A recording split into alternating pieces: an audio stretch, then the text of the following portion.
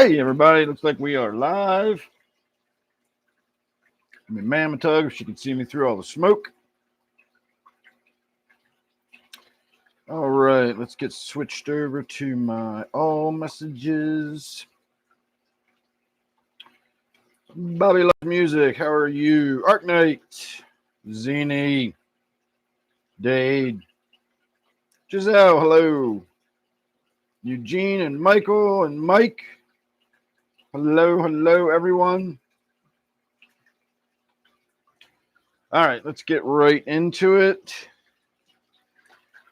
I don't think we've got anything on the agenda tonight. I'm probably going to remove some duckweed off of the 40, maybe replace the filters in the fancy goldfish tank, but otherwise, I don't think we got a lot on the agenda tonight.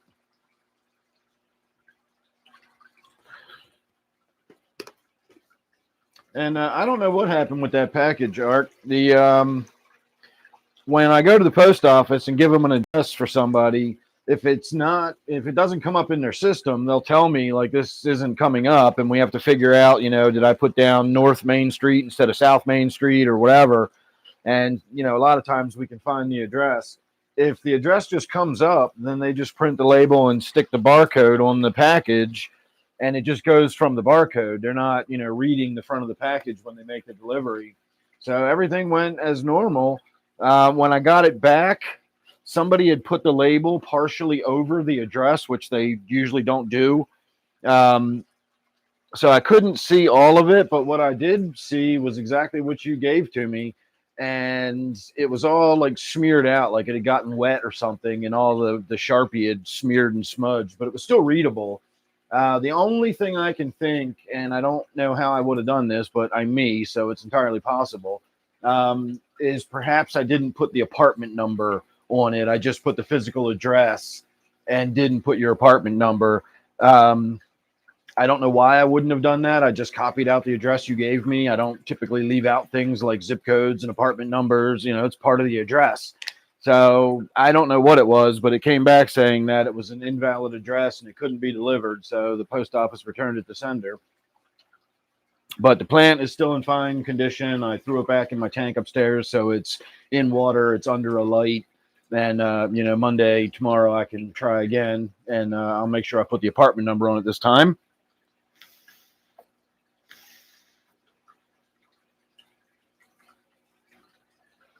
All right, let me see what comments I got going on here. What did I just do? Oh, my cursor was sitting on the edit button, and when I went to pick up my tablet, I bumped the little touchpad, and it basically hit the edit button for me.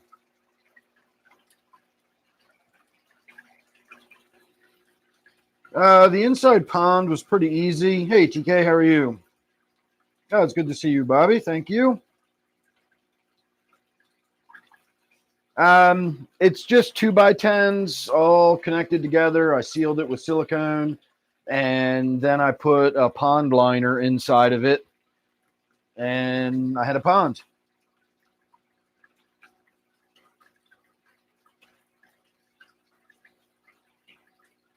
I don't know. It's possible that the letter carrier might have screwed it up. But again, once they scan it and they put the sticker on it, like I said, it's not like the mail person's reading the address. They just scan it and it tells them what bin to put it in and all that kind of stuff.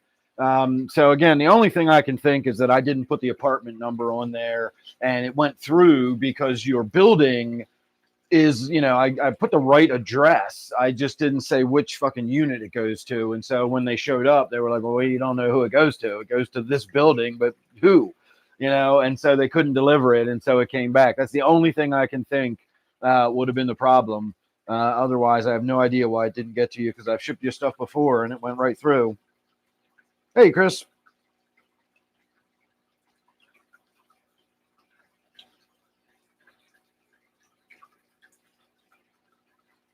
In my basement, you were as close to the floor drain as possible. Not sure what you mean by that. If you're asking about my pond, the floor drain's actually all the way at the other end of the basement.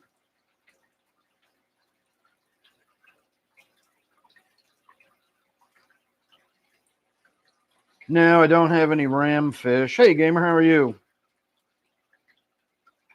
Yay!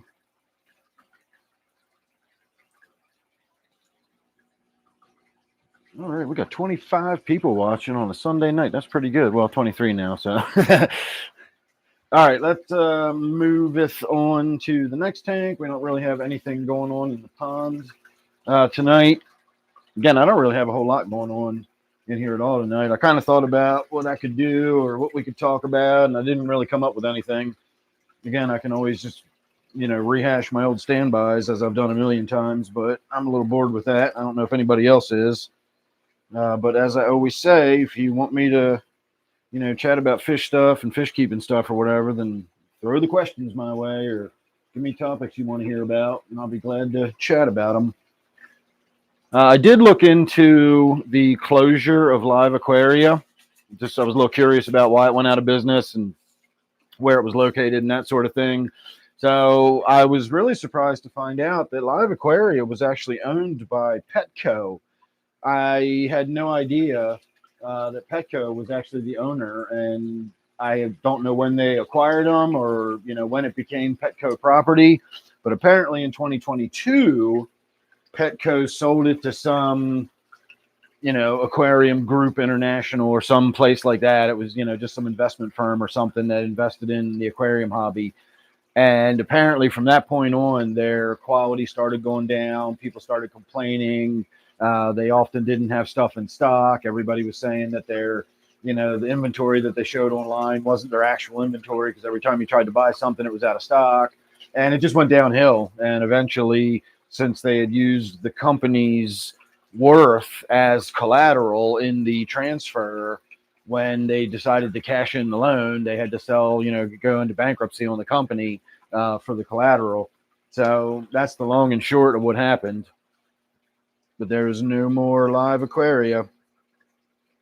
I found it a little suspicious when I first looked them up, and it had a 3.1 star rating because back when I, back in the day, dealt with buying fish and getting them online and stuff, Live Aquaria was considered like one of the gold standard suppliers. Like they great products. My loaches came from there over a decade ago when they showed up. They were healthy and shiny and plump. I loved Live Aquaria. I thought they were one of the best in the business.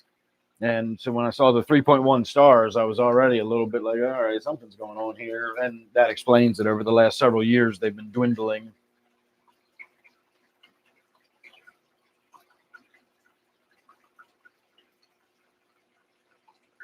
How many goldfish in the pond? I have no idea. I've got 5 koi and I don't know, maybe 8 or 10 goldfish. Hey, Rosie.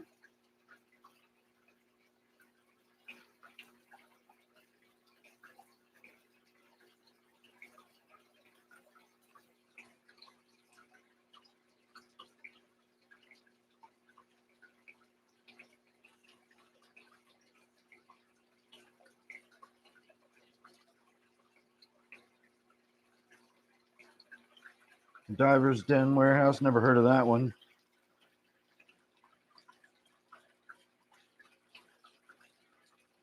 Yeah, I've never seen a panda barb. They sound cool.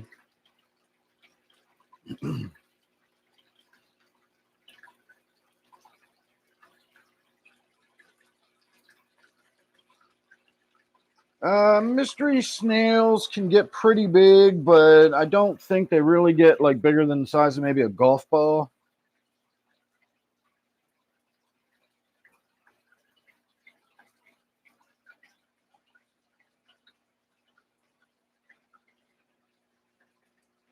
And yeah, Matt, goldfish always swims on the side. A lot of them do. I can never fully decide whether like something's going wrong and they're just kind of swimming funny, or if that's a deliberate thing that they roll onto their side, for a reason to stir up the food. A lot of fish will do that. I've gotten a lot of comments over the years from people asking me about the way their fish are flashing. If you're not familiar with fish flashing has nothing to do with trench coats, but rather it is behavior where the fish will, turn on their side and they'll scrape their body against the piece of woodwork or the rocks or even the substrate on the bottom. That behavior can be, hey, Robert, that behavior can be indicative of a problem, but only when that flashing behavior is excessive. Fish will often flash for other reasons, not least of which I suspect that sometimes fish get the equivalent of what you or I might call an itch, and that's how they would scratch it. And another thing they do quite commonly is they will scrape the surface of a piece of wood or a rock or something to scrape debris and detritus and stuff off of the rock.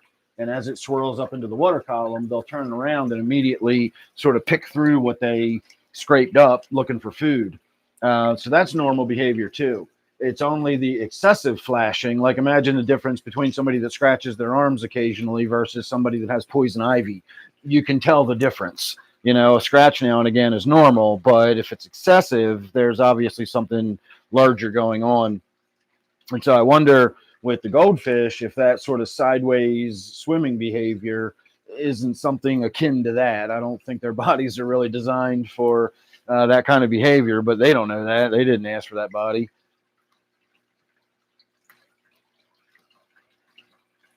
All right, that ought to be enough of the algae wafers for tonight. Kendra, welcome to basic membership.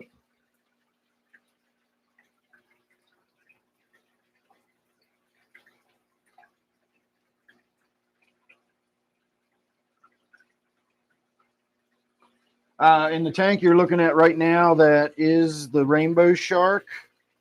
The other one I have is a red tail shark in my 55.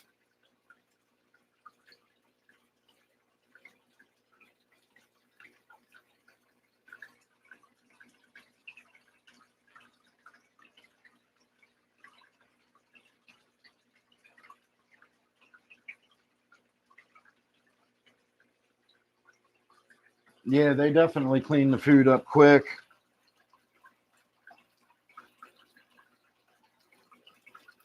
Rams don't get big, maybe a couple, 2.5 inches long, something like that. The Bolivian rams get bigger than the German blues.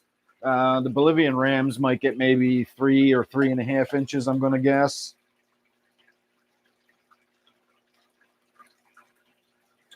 And I've never had much luck with rams in general, and I really don't like the balloon fish at all. I think they look like they've got dropsy. So I don't like the balloon mollies or the balloon rams or any of them. They look like they're coming from the factory already with dropsy, and I just don't like that look. It's weird. So I don't know what to tell you about them.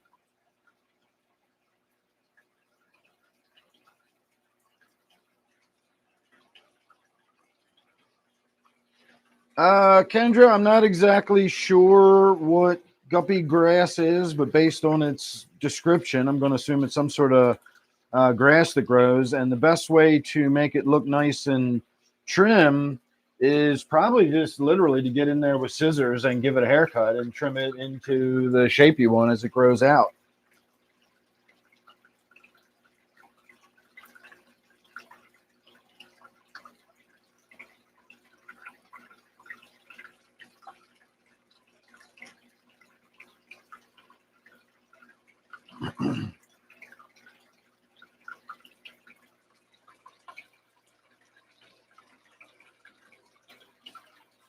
All right. And then addressing Ark's comment about the fish and how quickly they went through all that food. That's another thing I've been discussed over the years is the amount of food we feed our fish.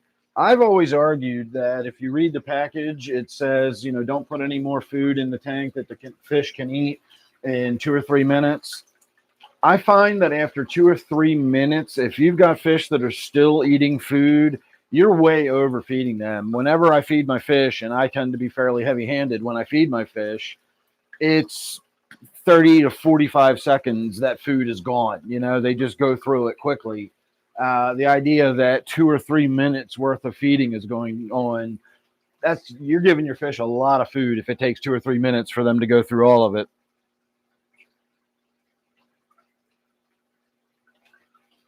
Oh, if it's more like a stem plant, then it would probably be even easier to trim with the scissors. I was imagining it was something like a Java moss or something like that.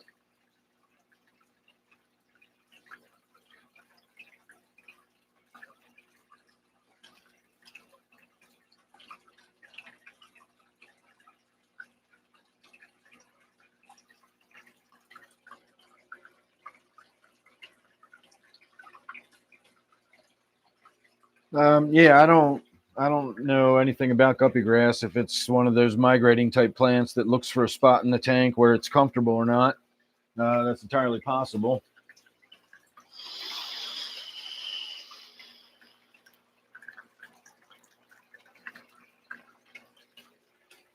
I am happy to say that it looks like I'm going to get at least 4 or 5 more mushrooms out of my bag. In fact, let me go check on them. Once they start developing, mushrooms tend to grow pretty quickly. So I'm hoping that maybe tomorrow I'll be harvesting my last batch out of this bag. Oh, yeah, they're definitely growing. So I've got 4 significant ones that I can see, and it looks like there's a couple of other little pins that might be starting to develop. So I might get a few more out of it, but I'm definitely going to get 4, full size mushrooms out of that bag before it's finally finished. This will be my 4th flush out of that bag. So I'm kind of excited about that. All right, let's get I'm going to go get a net, and then we'll get some duckweed out of the next tank.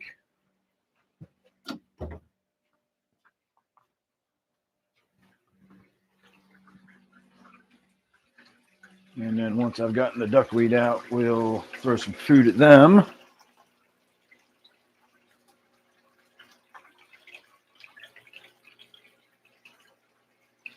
And tonight we're going to, instead of using my hand, I'm going to get in there with the dip net.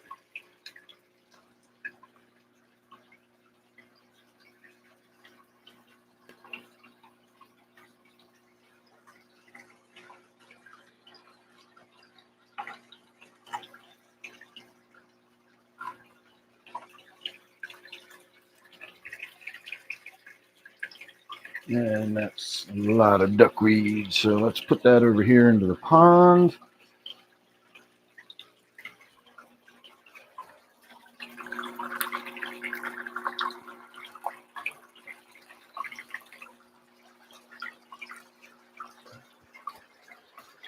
Oh, I caught a fish. It's a little, looks like a little live bear. Looks like a little guppy or something.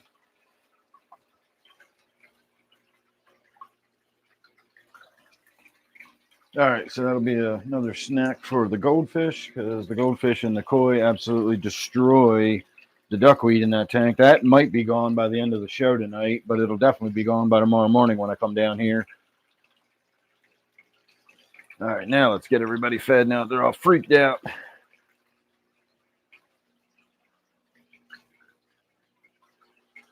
And I think we'll do the color enhancing crisps in here tonight.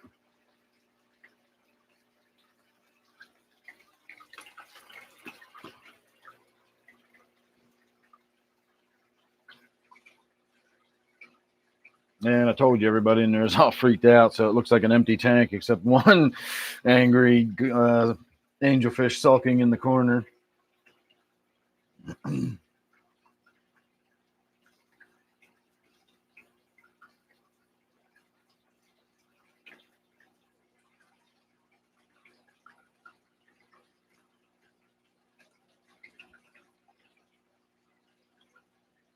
Yeah, I definitely don't have any problem getting rid of my duckweed. My goldfish tear that up.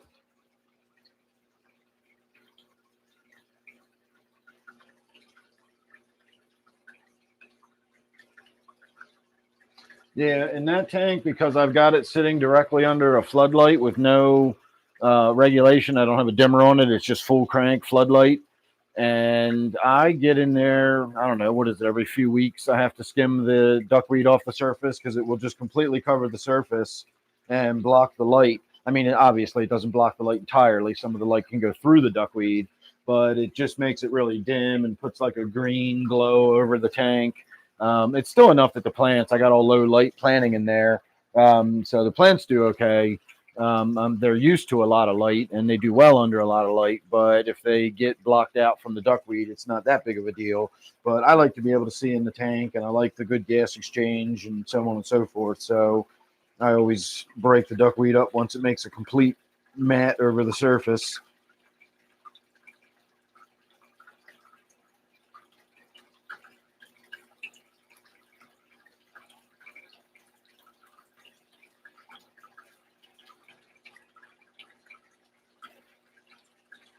No, I'm not really planning on getting any more fish. All right, Mike, you enjoy your foosball game. And I will trudge on with my live stream.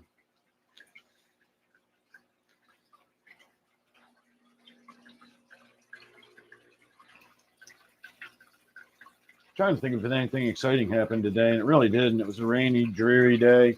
Fortunately, it wasn't that cold out. Oddly, it felt like it should be cold out. It was like one of those just dreary, gray, rainy autumn days.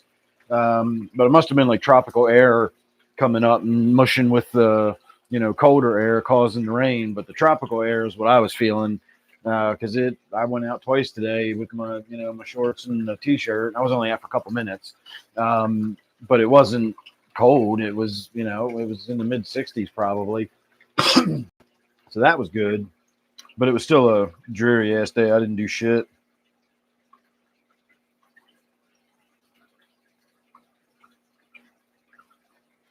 They call it duckweed because ducks devour the stuff. They love it, and they go around just gobbling it up. And I'm assuming that's why they call it duckweed.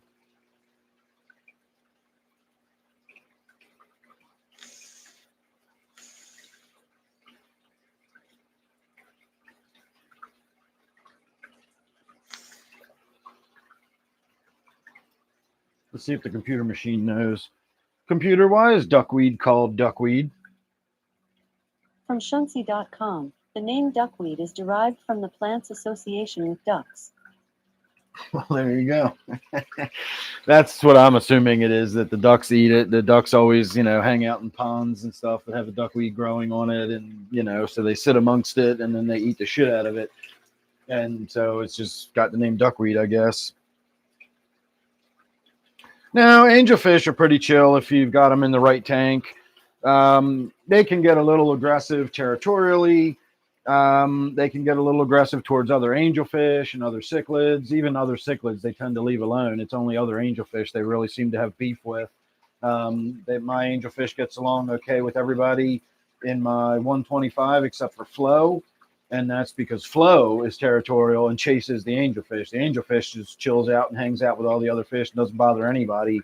This angelfish doesn't bother anybody because there's nobody really in the tank for him to bother. My angelfish that's in with my discus and my pearl gouramis, obviously I keep it with pearl gouramis, which are very sensitive, and so the angelfish don't bother them. I find that the only time I've ever really had issues with angelfish and aggression is when I have multiple angelfish in a tank. And again, if an angelfish is a female and being kept by itself and it starts, spawning, laying eggs and stuff, it can get a little territorial about the other fish that come near it while it's doing that. But a few days later, it's back to normal. That's just typical mating behavior. Any fish tends to get aggressive, around that time. So I only have a problem with angelfish when I mix them. That's why my general rule of thumb is that I never have more than one angelfish in any of my tanks. I have a lot of angelfish, but it's all singles in a tank. Let's see, I got 1, 2, 3, 4 of them down here, and I've got a 5th one upstairs. So that's probably the least amount of angelfish I've had at one time in years. I've only got 5 of them right now.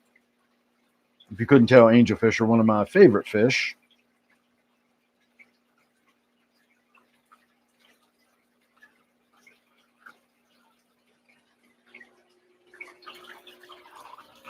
All right, let me get a drink of my iced tea. Unfortunately, I'm completely out of mushrooms. I don't have any mushroom syrup, chocolate, or any of the real mushrooms. I ate my last one last night. But like I said, I'll have some more coming in another day or two. Probably tomorrow afternoon I'll be harvesting them, or tomorrow evening. I figured my brain needed a break anyway.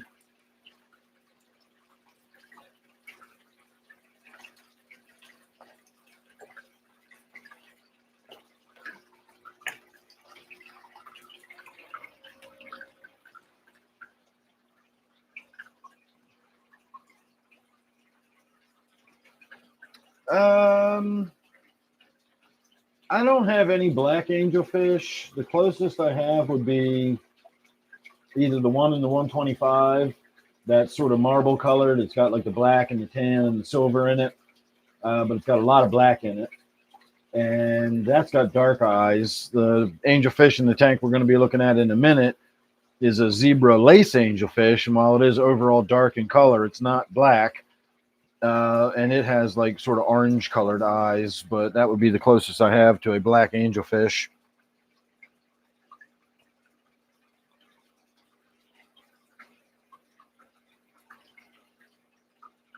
Your pond heater has an alarm on it. I wonder what's going on with it.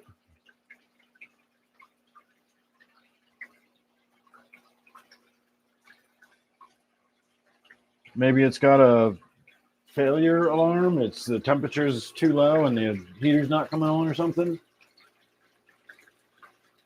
Oh, my catfish is out swimming around in my other 125. Never mind. You heard me talking about him. Now he's back down at the bottom in his cave. I swear these fish understand what I'm saying. They know when I'm talking about them.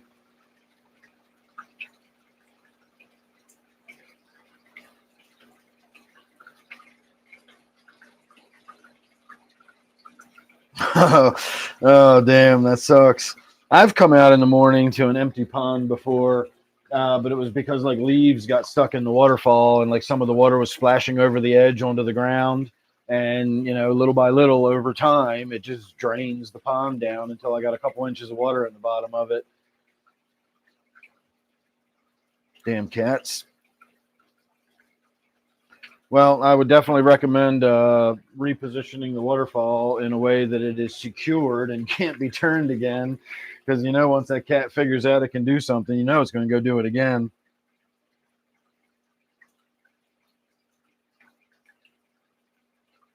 Oh, man. I was thinking it was like a pond in your yard. I didn't realize it was on your porch. That's even worse. All right, let's move it on to the next tank. It's been so long since I've seen my Synodontis in that tank. I'm beginning to wonder if it's even still in there. I've gone through long periods in the past where I haven't seen it, only for it to pop out and make an appearance one day and reaffirm that it actually was in there. But it has been a while since I've seen that fish.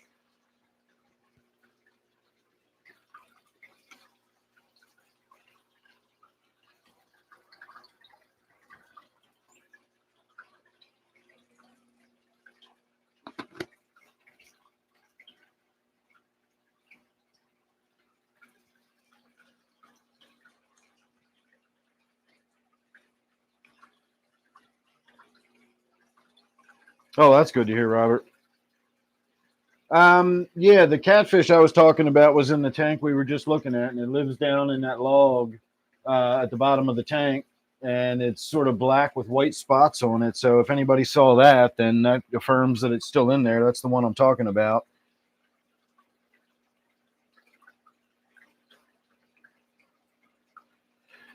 All right, I have one joint left, so I'm going to start working on that. As you know, it'll probably take me the entire rest of the live stream to actually get through it. And this is that outdoor bone dry, uncured.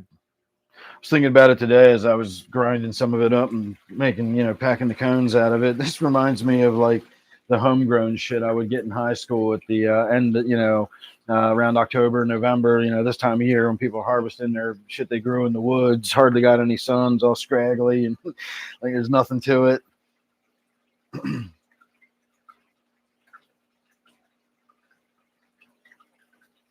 No, I'm definitely not going to get in the tank rooting around for it. Fish are notoriously hard to find like that. I've done that plenty of times in the past to, you know, finally decide, well, it must not be in there. I can't find it anywhere, only to see it a week later.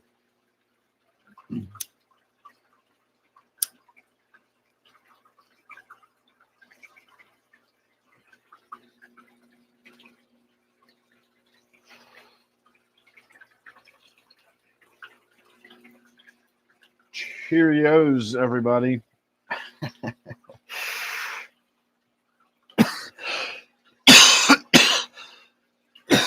Oh, God, it hurts so much when I cough. I did mad sit-ups on Friday night.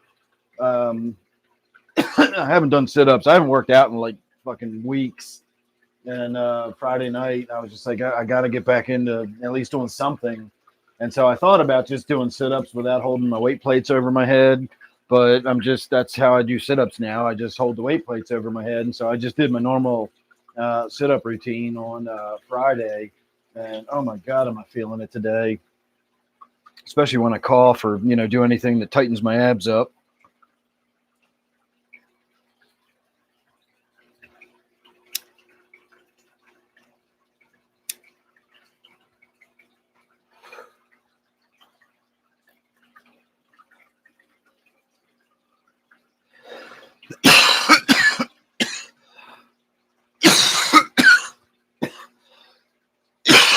I don't know how much of this joint I'm going to smoke. I do have some hash oil and my Luca Seahorse today, so we can do some dabs at some point, but this joint's killing me.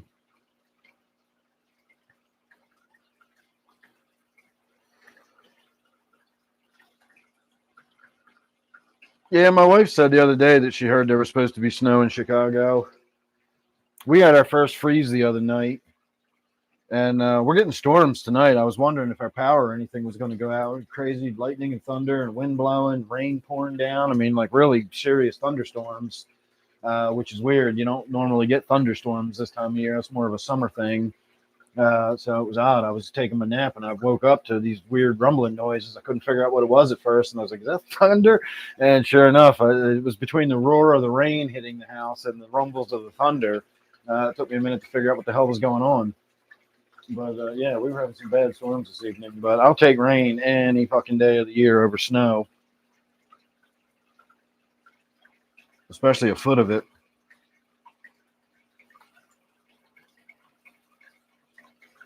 I would legitimately be okay if I never saw snow again the rest of my life. I can look at it on TV.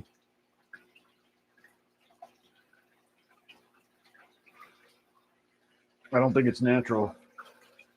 No human should live in an environment where it's so cold that the water just freezes out of the air and falls to the ground as ice. That's not a habitat human beings should live in.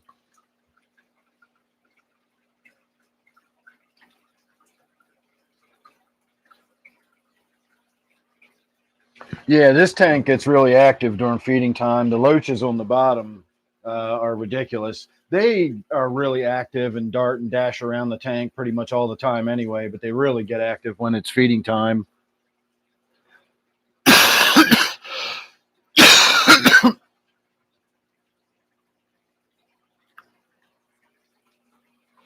Detritus, how are you?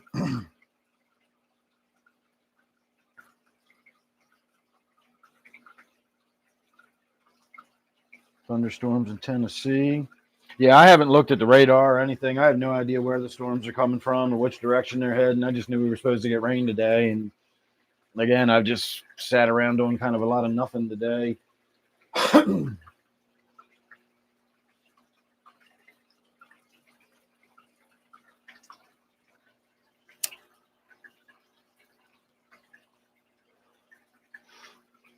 All right, let's move on to the next tank.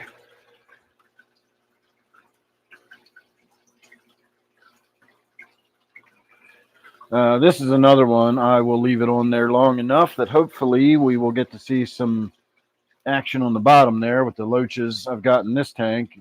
These are the fish. The loaches in this tank are the ones I got from the live aquaria all those years ago.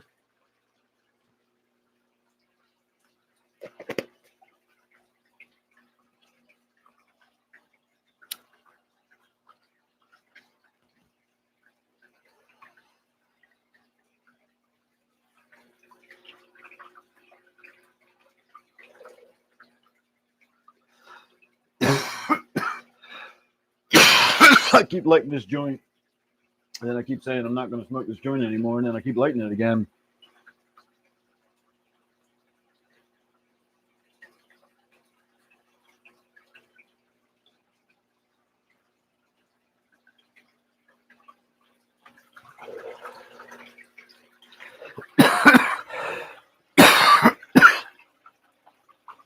I don't breed angelfish, but if you were going to breed angelfish, then I would imagine you would have to put either a pre-mated pair in a tank, or maybe put a group in there and wait till two of them pair off. Remember, fish aren't just gonna, you can't just put a random male and a female in there like live bearers. Cichlids choose their mates, and just because you got a male and a female in a tank doesn't mean they're going to mate. So if you don't have a mated pair, you generally have to get a group of, a few females and a few males, let them become mature, figure out which ones have paired off, and then once you've got a mated pair, separate them, remove the other angelfish, and then, let them do their thing. That would be about the best advice I could give.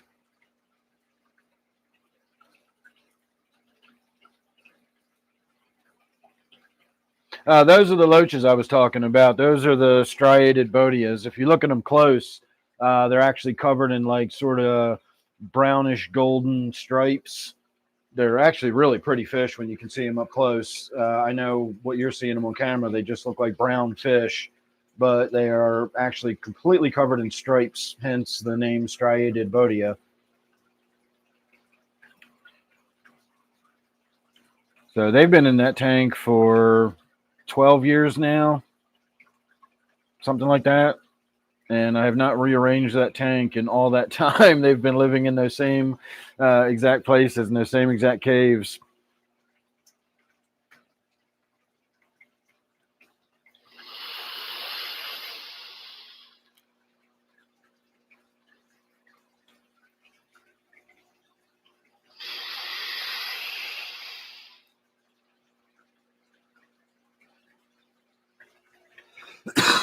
I forgot I need to cancel that subscription for this juice.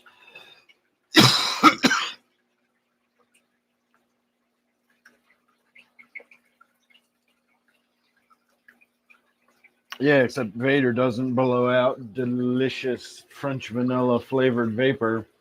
Can you imagine what Darth Vader's breath actually smells like? I never even thought about that before. Eesh. Redhead, how are you?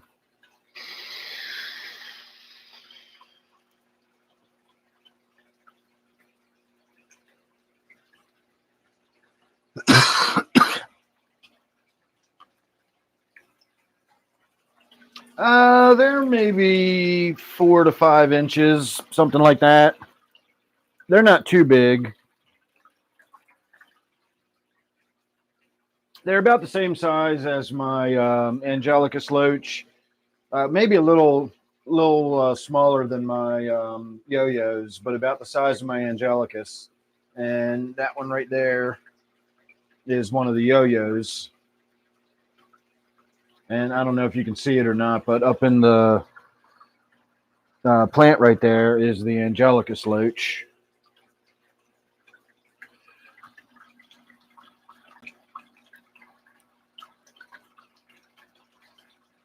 And just got chased away by a yo-yo. That's another one of the yo-yos. So that one's probably bigger than my loaches in this tank, but the ones in this tank are really shy. And if I try to point the camera at the tank like this, you're never going to see them anyway, which is why I was sort of giving you a comparison. So again, they've been in a 29. I have 5 of them in a 29, and they've been in there for well over a decade now. And, no issues with them. They don't seem like they're cramped up or in too small of a tank, so you don't really need a large tank to keep them. All right, we're just going to go ahead and skip over this tank, because that's about all we got going on in that tank. Likewise, we're going to just have a brief look at the 20 here. I did get in here the other day, and I pulled some of the Java moss I had growing all up in this corner, kind of opened the tank up a little more. But otherwise, not really much going on in here. A bunch of shrimp, a couple of guppies, and I may or may not still have a betta fish in there. It looks like it's on its way out, but until it's officially gone, I'm not going to do anything with this tank. And when it is officially gone, we're going to put another betta fish in there. So something will be happening probably with that tank soon, but not yet.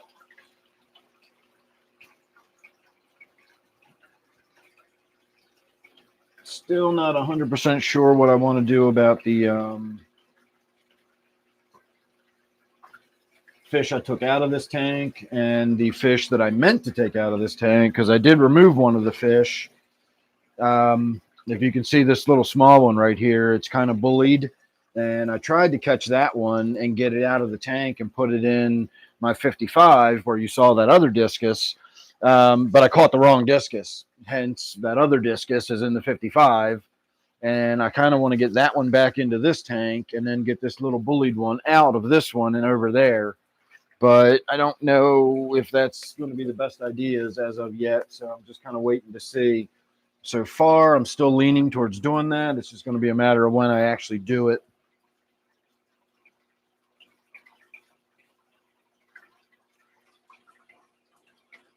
Vape Vader. That'd be awesome if every time he exhaled it was smoke. Yeah, that's 29.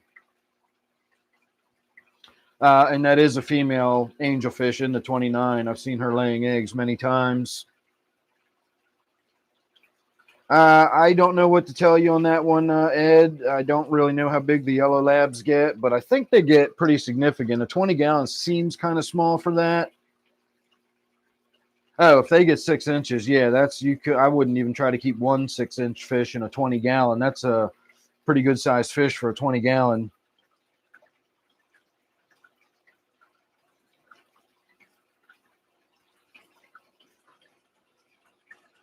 They probably already have a Vader themed vape device.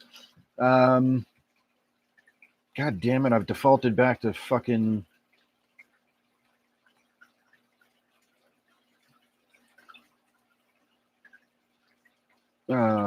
Yahoo. And when I try to open Chrome, it just tells me how to get the browser and I can download it and all that stuff. Every time I come down here, I have to reset the default setting back to Chrome, and it works for a few times. And then I don't know if the computer restarts or something, and it's got my default search back to fucking Yahoo. Like, I thought setting default, man, it just stays that way. That's what it always goes to. I don't know why I have to keep resetting it. But I'm not going to bother to search because Yahoo fucking sucks a bag of dicks. I hate Yahoo.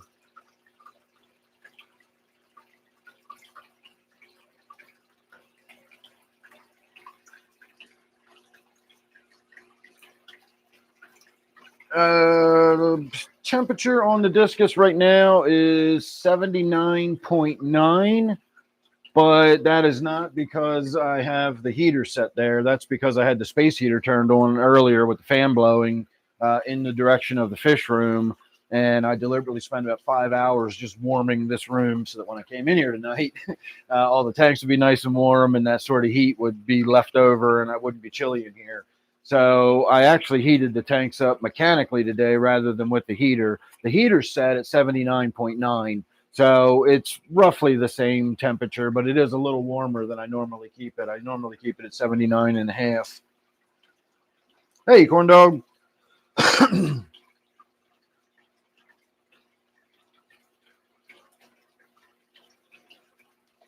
I have malware on my device. That probably makes sense. No, this is on my laptop where I do my, my command central where I got all my live stream running through. I used to be able to just open a new tab and it just opened to Google and I could just, do a Google search. And then, I don't know, not long ago, it started opening to Yahoo. And so I went into the settings and I set the, default browser to Google Chrome. And again, it stayed that way for a few live streams. And then sure enough, I'm back to, it goes to fucking Yahoo when I open a new tab. So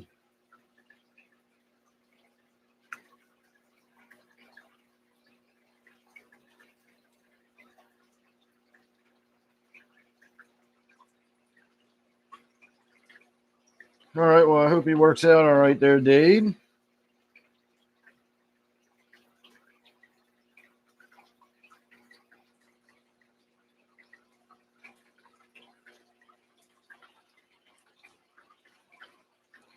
Yeah, having 3 large cichlids in a tank that small, I would imagine you're going to run into territorial issues and whatnot. I had trouble keeping multiple rams in a 20-gallon tank, and rams, again, if the labs get 6 inches, that's a big fish for a 20-gallon tank, even just by itself. Cramming 3 of them in there. Now, I'm assuming yours aren't 6 inches, but they've still got that big fish mentality. Even if their actual physical size isn't large, they have a sort of size territory that they know is the size territory they need instinctively. And if it's out in the wild, if it's a 3-foot diameter, a sunfish might be 3 or 4 inches long. But if you look at its little territory when they're breeding, it's a circle 3 feet in diameter. Every little fish has its own little spot, and they're all these little 3-foot circles that don't overlap each other. So putting multiple cichlids in a little, 20-gallon tank, they're territorial fish. So I don't know what you're going to be able to do to alleviate that aggression.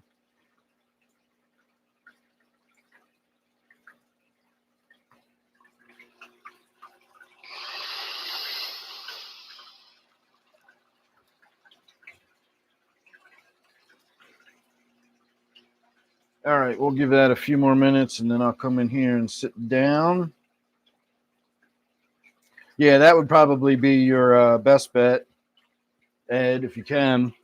All right, let's go take a look at my weed before the lights go out. Remember, this time of year over the winter, until we set the clocks back, or I guess until we set the clocks forward, my tents will be going out at 9 o'clock instead of 10 o'clock like they do in the summer. So I'm days away from the super silver haze being done. So this one just looks amazing. Nice, solid, chunky buds all over it. So that's what I can grow when I don't have fucking mites all over everything. And then this one I think is a Skittles, and it's really starting to pack on the weight. So it's getting into its final couple of weeks. And so that's really going to start putting on the mass. The fragrance is going to come to life and all that kind of stuff. It already smells amazing. It smells really fruity. This one just smells like, I don't know, it's hard to explain, but to me, it smells like every head shop I've ever gone in, like a real old school head shop. If you've never been in a head shop, if you've ever been in one of those places that sells, homemade jewelry and crystals and Bajas and incense, and they're playing new age music. That smell that just develops over time. It's sort of like the olfactory equivalent of a patina that just builds up, and it's just this mix of all these different smells and incense and stuff that develops over the years. And when you walk in a head shop, that's what you smell. And to me, when I smell that super silver haze, just like flashes of every head shop I've ever been in my life come to mind, because it's got that same sort of, it's just hard to explain. Either you kind of understand what I'm talking about, or I'm probably just not going to be able to explain it to you. But it smells like that, and that super silver haze is amazing. So I cannot wait for that one to be done. Another few days I'll be harvesting it, and in a few weeks it'll be cured, and then I'll finally have some good weed again instead of the shit I've been smoking for so long. All right, everybody, here I come.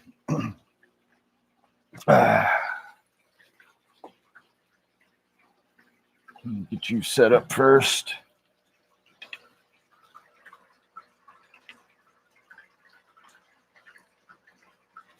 Oh, I think that's a little high. Let's lower you down a little bit. There you go. Remember, anybody out there, if you're planning on live streaming or vlogging, or you got to do a thing at work on a Zoom call or something, and you're on your laptop camera, set your laptop up on some books or something. Nobody wants to see an upward angle of your face. You always want to have the camera facing slightly down on your face.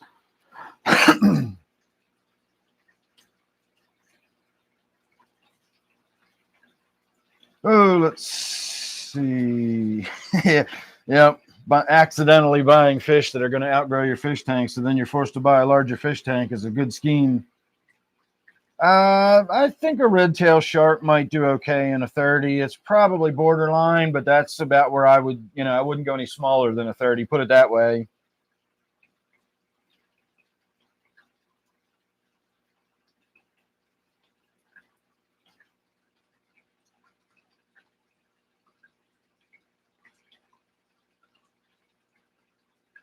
No, I'm definitely not shipping any weed through the mail.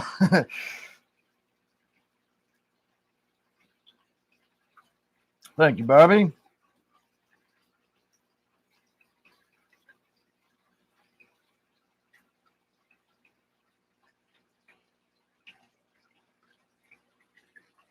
30 gallon is it's like a 20 long, except it's a 30 long. It's just a little bit longer. It's a little bit wider and taller.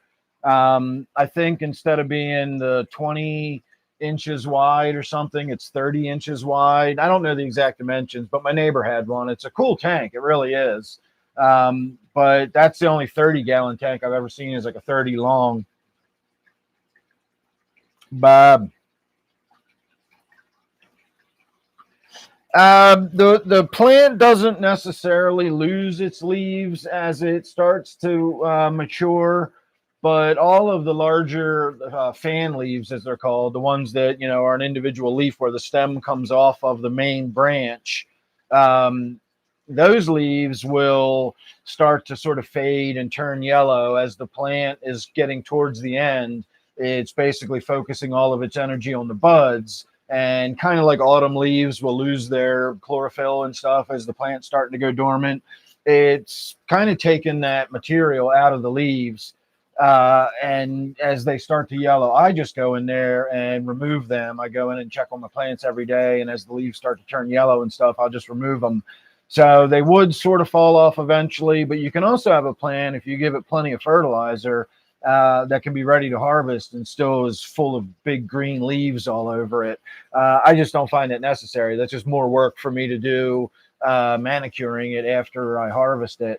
I like to work it down so that by the time I actually harvest it, it still has food leaves on it, but not a lot. It's mostly just the smaller leaves and then the sugar leaves. And the sugar leaves are actually leaves that grow. Like if you look at the big bud, you'll see all the little points of leaves just sort of sticking out through the bud. Those are sugar leaves. You go around and just sort of trim that off to make it a nice smooth bud. And all those little pointy tips that get trimmed off are absolutely covered in trichomes, and it makes for really good joint rolling material and stuff like that. So that's the only stuff I really save when I manicure it is the sugar leaves. So I don't, if the leaves are starting to fade, I just get rid of them while it's still growing. It's less work later.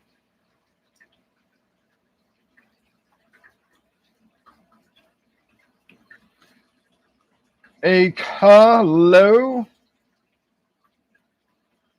Yeah, this tank's a little out of control, and my 55 over there, this one here is another one that needs a trimming there pretty soon. I got to get a damn weed whacker in there. My 40, let me tighten you up. Seems like you're slipping there. The 40 down here is also pretty jungly and bushy. This is probably my most significantly looking bushy because it's 125. It's it's just such a big tank. It's really it's visually impactful.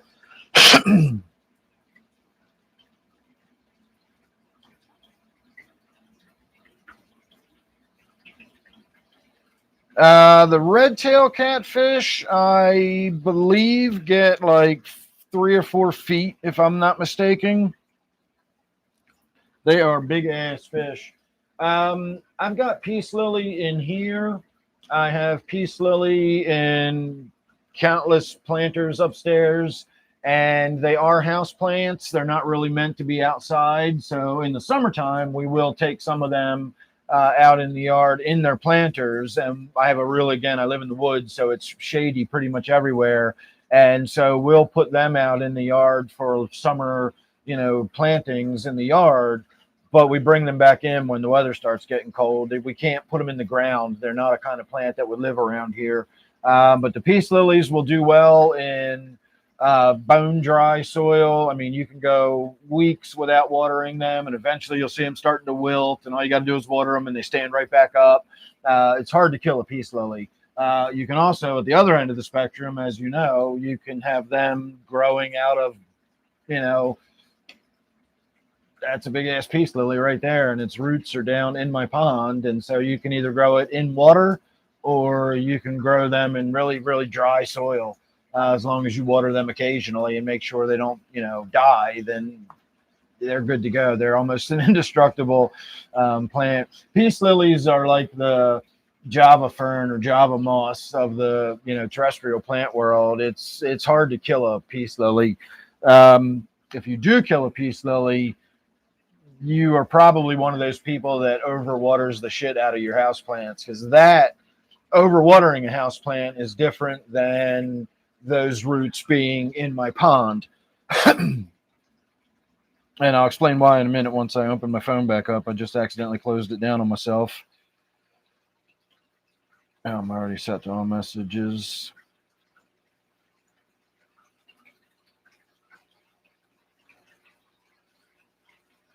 Oh, no, it's a one and done, Rosie.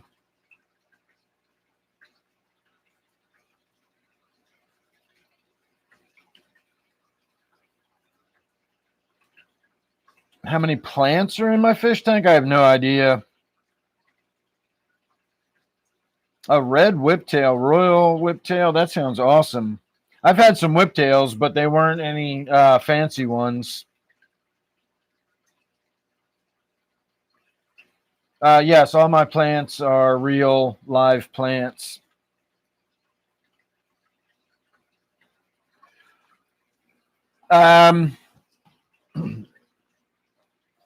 So the difference between overwatering a houseplant and killing a houseplant and having a houseplant whose roots are growing into something like my aquarium is that roots need oxygen.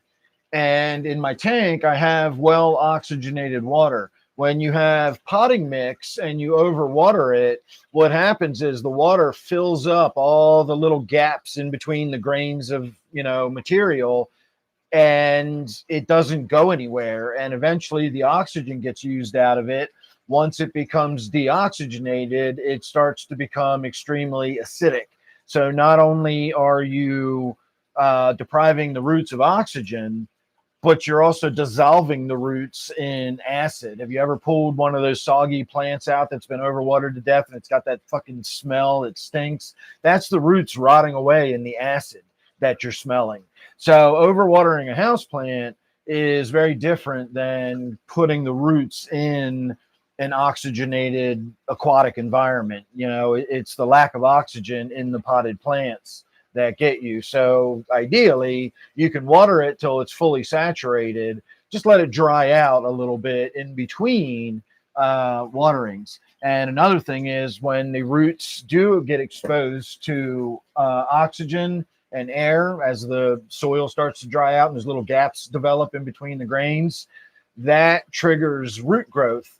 And as the roots grow looking for moisture, as they scrape across bits of rock or perlite or whatever, those little tiny scrapes spur new rootlets to develop. And so the whole system encourages better root growth. And so it's really important with houseplants or weed or whatever you're growing like that. You've got to let the shit dry out somewhat between waterings or you will just kill them. Most people that kill houseplants do it because they overwater them. It's as simple as that.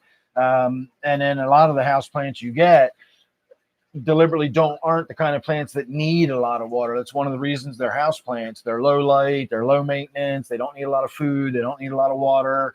So the person that goes around every day giving their plants a drink, because plants love water, that's what kills them. All right, Dade, I will see you on Friday.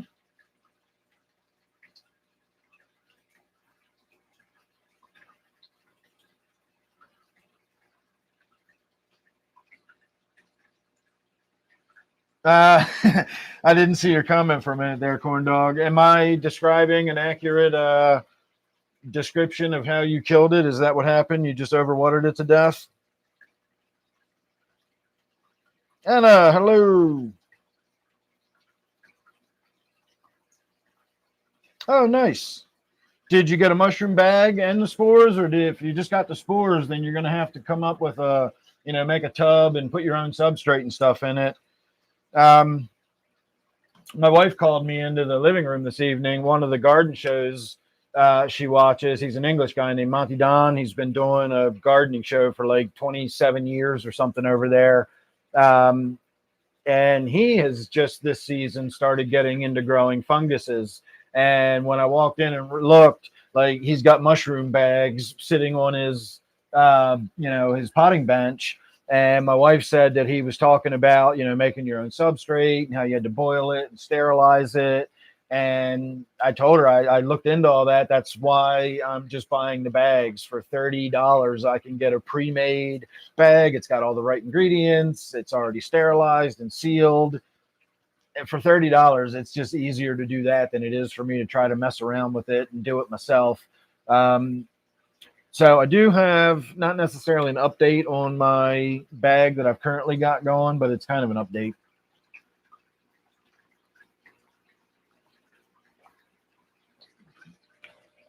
So I checked it again this morning. And remember, I injected it on Halloween. So what's today, like the 8th? It's been well over a week now, 9 days or something.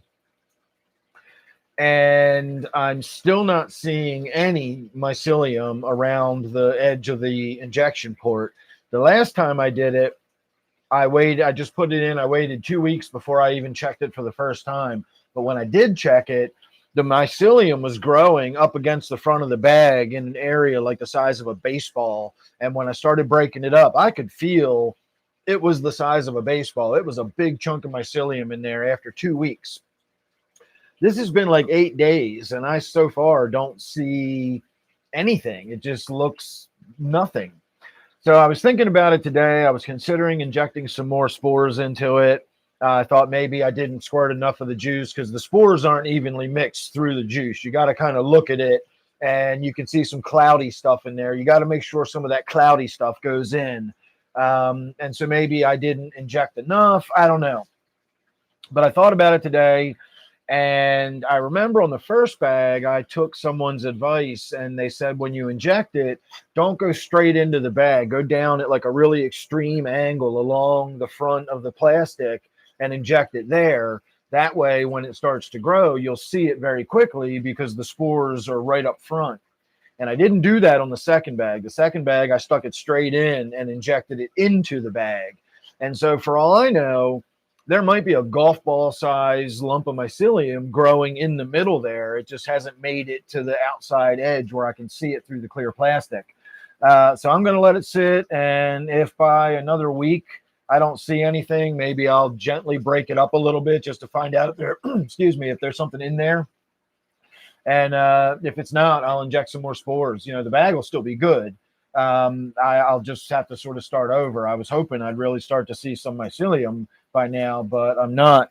Let me show you. I don't know how well you'll be able to see it, but I'll show you what I got going on in my current bag. This has got to be the last little bit I get out of here at this point. It only looks like I'm going to get like 4 real mushrooms. But if you look down in this corner over here, you can see there's 4 substantial mushrooms. They were about half that size this morning. So once mushrooms get going, they go pretty quickly. So I'm imagining maybe by tomorrow afternoon, I'll be in there trimming them out. But if I get any more than that, I'll be stunned. Again, this will be my 4th flush. And every time I've gotten less and less on each, additional flush. So who knows, maybe 1 or 2 more might pop up before it's finally done for good.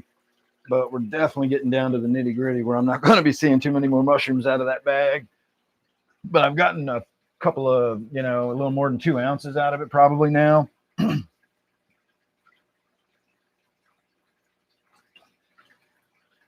Oh, thank you, Rosie.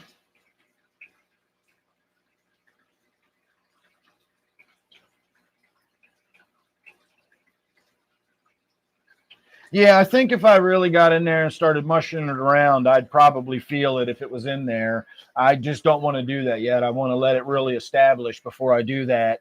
And since I don't know, maybe it's just beginning to grow or something. I don't know. I don't want to mess with it just yet. Again, I just want to be a little more patient and wait and see what happens. It does look like a mushroom painting. No, you cannot smoke mushrooms. The heat, anything above about 160 degrees destroys the psilocybin and it renders it inactive. And as I found out when I looked this up, if you expose mushrooms to high heat, they actually char and produce toxic fumes. And so you really don't want to smoke mushrooms.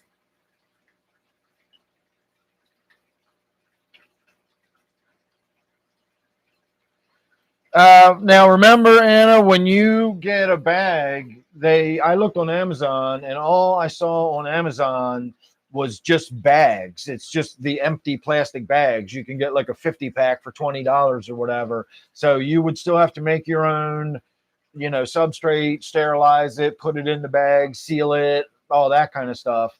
I'm talking about purchasing pre-packaged. You've seen it before, but I'll show you what it looks like before. You just saw that nasty mess. That nasty mess is the tail end of what it's finally looking like after 2 months. But if you get the bag that's pre-made, the one I'm talking about, it'll have all the substrate and everything. And again, I just keep it in a cardboard box and tape it closed so it stays in the darkness. But you'll get a bag like that. And there's my injection port right there. And you can see there's not a trace of mycelium growing anywhere near it. I believe that grain is barley, and then it's got a manure compost on top. And the idea is once you see the white mycelium growing all up against the front of the bag, you smush it and smash it and crush it all around and spread the mycelium all through it. And then the mycelium will just grow through the bag. But that's what you want to order. I paid $30 for that. And again, I can't remember the name of the company I got the bag from. Oh, yes, I can. It was Booming Acres. Not Blooming, but Booming Acres is where I got that bag.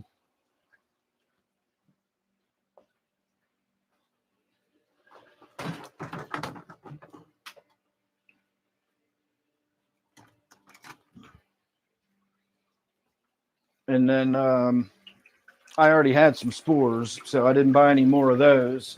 But they sent me a thing for a company called Sporeworks. So if I ever want to buy more spores, I'll check them out.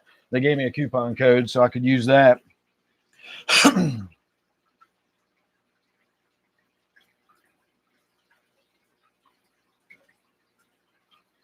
I used to do that all the time, Ed. When I was younger, I used to smoke mushrooms while I was tripping. I would put a cap or something in a bowl and I would do hits off of that. And again, you don't really get smoke. It just kind of chars and you get like this nasty burnt mushroom taste in your mouth. And it makes you feel funny. I always thought it was doing something to my buzz. But now after looking it up and finding out that I was just huffing toxic fumes, it's possible that I was feeling something, but I was feeling the toxic fumes, not additional psilocybin. So definitely don't smoke mushrooms.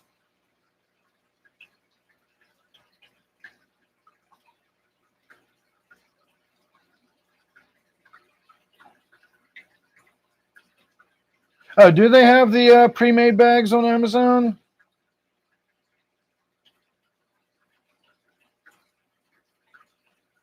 Hey, Jay, how are you?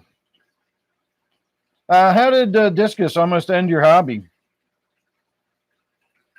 I am a big fan of the discus, and I often recommend them to everybody. I always talk about how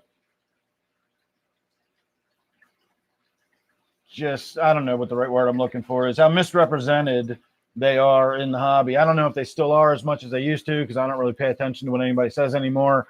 But back in the day, not too many years ago, people talked about discus like they were made out of crystal snowflakes. And if you looked at them too hard on the wrong day, you'd wipe the whole tank of them out. And they're not like that at all. They're tough as nails as far as I can tell. My discus has probably been hardier than some of the angelfish I've had over the years. And So I always recommend them to people if you can afford the price to purchase them in the first place. They are pricey, but once you get them, they're great fish. Again, if you can keep angelfish successfully, then I don't see any reason why you wouldn't be able to keep discus. But I'd be interested to hear how it almost ended your hobby. I can imagine spending a bunch of money on a tank like this and having it crash or something, saying, fuck, I'm done. You know, I can see that being a scenario.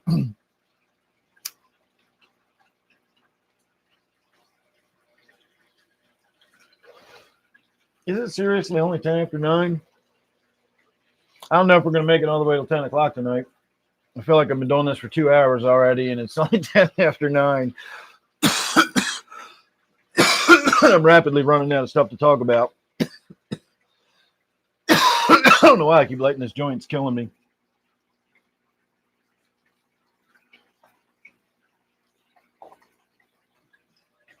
I'll do a dab.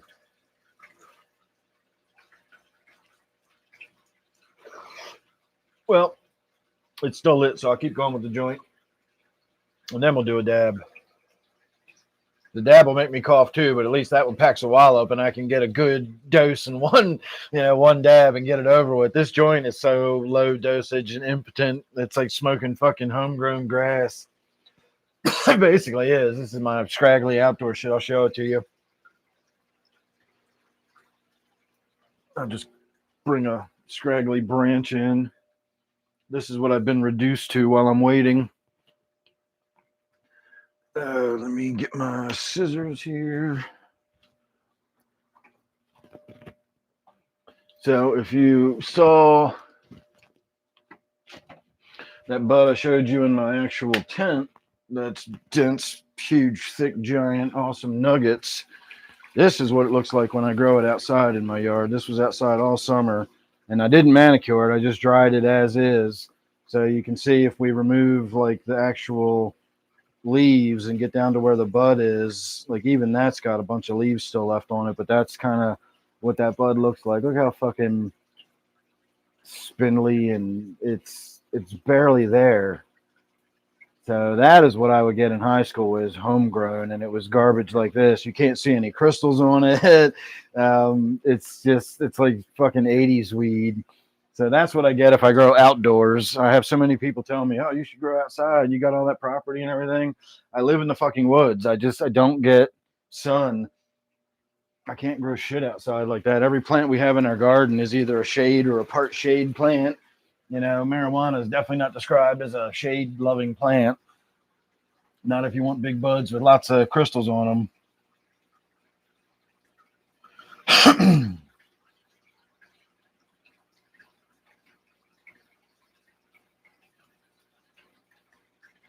I haven't really given any thought to the next mushroom I want to try. Beyond, I will admit today, Bob, I did just think about it today, but decided I wasn't going to bother worrying about that yet, because not only do we have another bag that we just started, I'm probably going to get a couple of ounces of mushrooms out of that.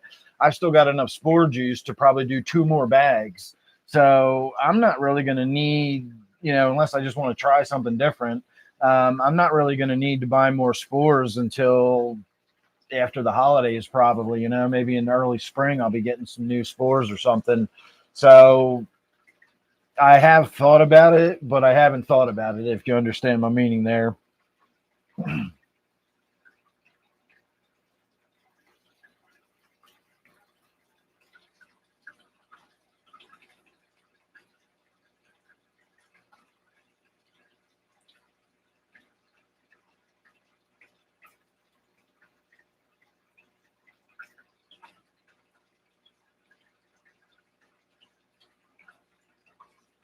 I used to do that, Jay. Before I had the pond and everything in the middle and the floor was open, I would bring in like a bean bag and I'd just lay on the floor and smoke weed. And I would just, point myself up at one of the tanks and just watch it for a while. And then I'd turn around and look at another tank. Those were the days. That's when I used to just stand in here and, just enjoy my fish. Now it's just another room in the house almost. I only feed my fish once a day.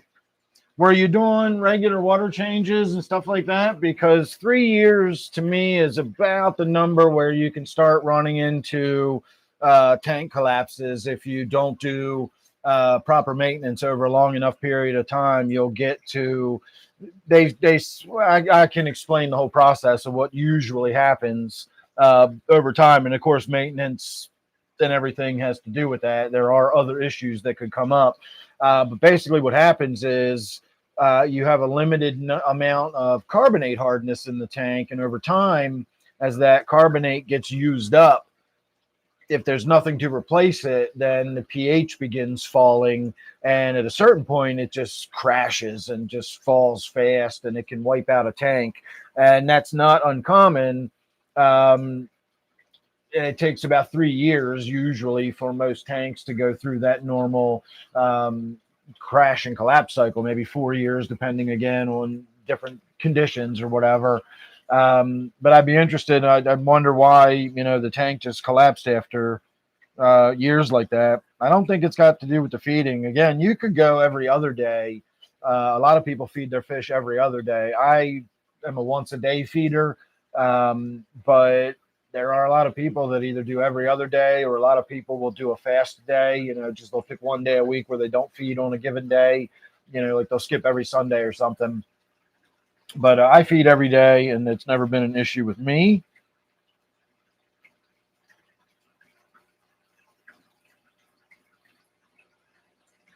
No, no, hostas are indestructible. If you've got them in the ground, they're fine. You don't have to worry about them.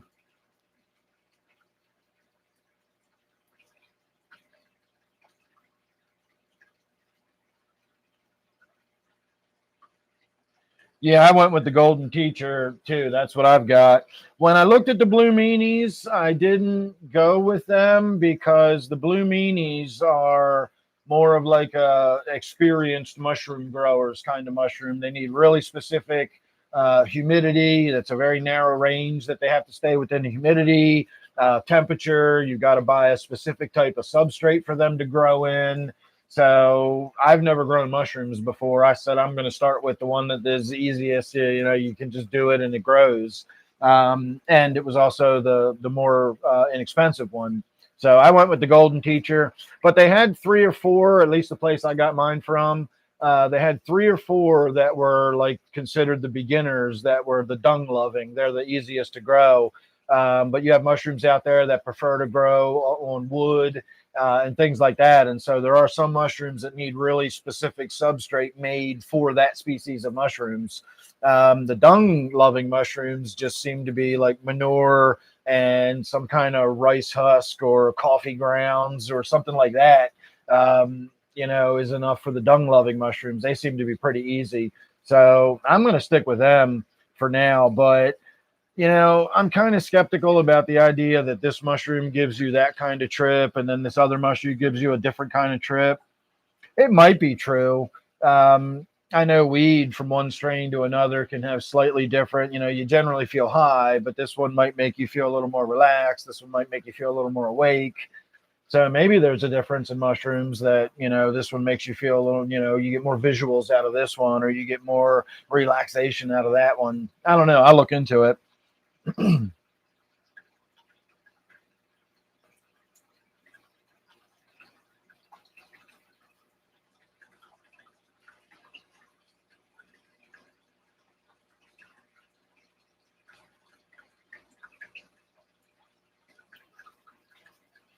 Um, yeah, I feed every day, but just once a day.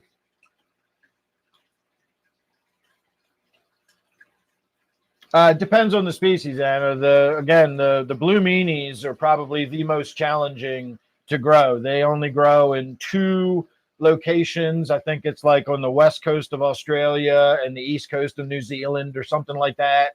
Um, they grow in a very specific climate. They've got a very specific diet. So I don't know if I'll ever try the blue meanies. Maybe if I'm in a dispensary and they've got some, I'll buy a bag of them. But I don't know if I'm ever going to try to grow those. That's interesting about your water change, because I probably haven't done a water change on this tank in a month. I'm not a big frequent water change person. In fact, I argue that doing water changes too frequently is bad for your aquarium. I used to struggle with my aquariums back in the day. Excuse me. And, early on when I got into the hobby, the sort of zeitgeist was, one of the things I always used to say, one of my little catchphrases was fish can't flush. They're living in their own toilet. And so you got to do these constant water changes. And, I'm wrong about that. Fish don't have to flush, because if your tank's set up properly, all that waste will get broken down and gone very quickly, and you'll still have fresh, clean water. So it's not like you've got a toilet that they're not flushing and it's just getting dirtier and dirtier and dirtier. That's really not how it works. But I believed that was how it works. And so I behaved as though that's how it worked. And I did lots of water changes. And my tanks never stabilized. I always struggled with issues. And I'm not saying that this was your experience, but I had a lot of problems with my tanks. And the more problems I had, the more water changes I did. And eventually it all sort of came together for me when I realized that the couple of tanks that I kind of ignored, they weren't like my new project tanks. They actually did okay, whereas the ones that I constantly messed with did not. And so the hardest lesson, I talk about this often, the hardest lesson to learn in the aquarium hobby is just standing back and observing and letting the tank do its things. Sometimes you just have to let it go through its growing pains, and there's going to be, algae, or you're going to have outbreaks of the diatoms or something like that. Rather than getting in and trying desperately to stay on top of them and do all these water changes and scrubbing the tank, let it run its course. Just leave it alone for a while. It may take weeks, but it will probably go through whatever little issue it's going through and sort itself out if you're patient enough. Constantly changing the water, you're constantly changing the water chemistry and shifting the balance of everything. You never let the tank get its legs under itself and really establish, you have a lot. They always talk about like the nitrogen cycle, and you've got these like 2 species of bacteria. You've got hundreds, probably thousands of different microbes and microbial life living in an aquarium. And every aquarium, just like your gut biome, every human has their own gut biome. Might be all the similar species of stuff in there, but the unique mix of it is based on your diet, your body chemistry, etc. And aquariums are the same way. The biome in this aquarium is not the same as the biome in that aquarium. And for that to establish, it needs to establish. You can't just keep kicking its feet out from under it by doing all these constant water changes and all that kind of stuff. So I'd be curious as to doing, bi-weekly water changes on the tank had more of a derogatory impact than if you had just left it alone and done, monthly water changes on it. When I do water changes, because of my water chemistry, I'm able to do really big water changes. I drain the tank down to here. So I don't do them often, but I make them count when I do them. And that's how I pretty much manage all my tanks. And they're, other than a lot of algae and stuff, because I have such high lighting, my tanks all seem to be pretty stable. I don't have a lot of issues with them.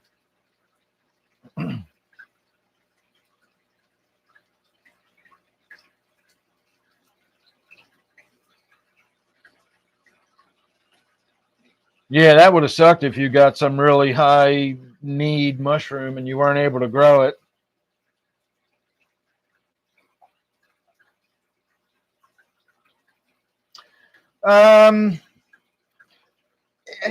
It depends. Again, every tank is different. If you're topping your tank off and you're topping it off with water that has carbonates in it, then you're probably not ever going to go through that crash. Depending on if it's got a little tiny bit of carbonates in it, you might be able to prolong it. But if it's not enough to keep up with the acid production in the tank, then eventually you'll start getting into that pH drop. If you've got really hard water and you're doing top offs, you may run into the issue where you're, every time the water level comes down and you top it off, you're adding more and more and more minerals. You might be going in the other direction. You might be adding way too much hardness over time. by increasing the minerals when you do it that way. So again, it's hard to say based on what your specific scenario is. I am a proponent of, again, doing infrequent water changes, but that's based on my tanks and how my tanks are set up. Somebody else may have a tank set up that needs more frequent water changes. If you've got a bare glass tank, or you've got, a bare minimum of decorations, maybe just a little bit of gravel in the bottom, I'd probably do more frequent water changes on a tank like that than I would on a tank like this, because this tank is much more of a complete ecosystem that manages itself. A glass tank is not an ecosystem, it's a box of water. And as that water gets dirty, you do have to do stuff with it. Whereas my tank does stuff with that dirty water. And so I can get away with longer durations between water changes, but I'm still not one of those people that says you can just set your tank up, and if you do it right, you never have to do a water change. I don't believe that. You can go months between water changes. I do that all the time. My 29 over there gets maybe 2 water changes a year, if that, maybe one every 9 months when I think about it. My wife's tank upstairs, my office tank, I do water changes on them. In fact, I did some recently, but that's the first in months. So if you got your tank set up right, you don't have to do a lot of water changes, but you do still have to do them, in my opinion. Other people will disagree, and they're entitled to that, but that's my personal view, is that you still kind of have to do water changes sometimes. But topping off, if you've got an RO system, or if, like in my case, I've got well water that's got very low mineralization in it, when I top off with that, first of all, I know I'm going to be doing a water change at some point. So even if I do 4 or 5 top offs between water changes, I'm still doing the water change. And again, I also have a very low mineralization in my water. So when I do top off, I'm not adding a bunch of stuff to my tanks. So again, I'm a big proponent of just topping tanks off when you need them. And once every few months, depending on the scenario, once every few months, do a big water change and you're good to go. Dark Knight, thank you. Red Ed, welcome aboard. Steve, Heavyweight.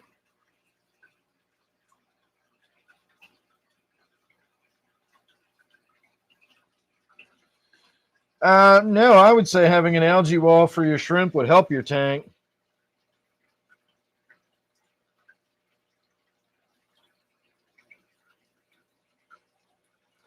Oh, that's cool, Jay. I've never done African cichlids before.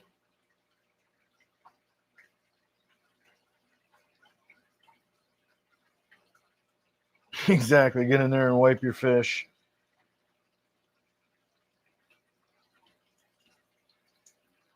All right. Oh, you got some spores too, Mike? Nice. I'm corrupting every damn body. You hear that, Zini? I got Mike in there buying some spores now. All right, let me try to get this thing turned on. My little button is gummed up, and so sometimes it doesn't really want to work, and I got to push it 94 times to get it to... Oh, there it goes. Get the little flashing light. This, again, is fairly low-grade hash oil, but it's hash oil. It's passable. It's better than the other shit I've got. So get ready for some coughing.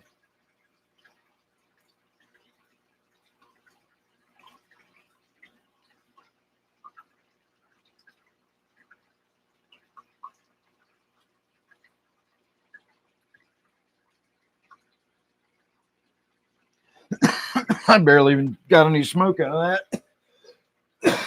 I still cough. God damn, I haven't done dabs in forever.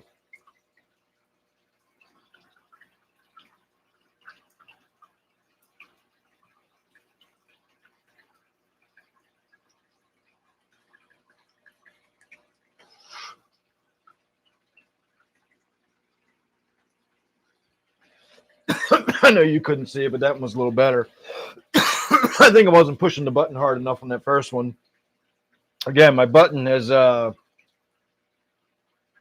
think it's from when I cleaned it. Some of the alcohol with the stuff dissolved into it, got into where the button is. And when the alcohol evaporated, I think it left some gumminess on the contact.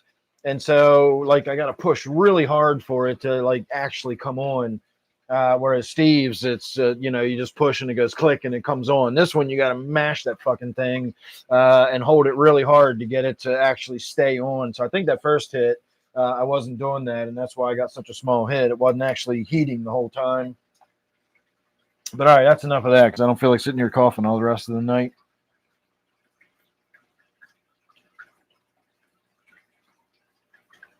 All right, let me see where I was.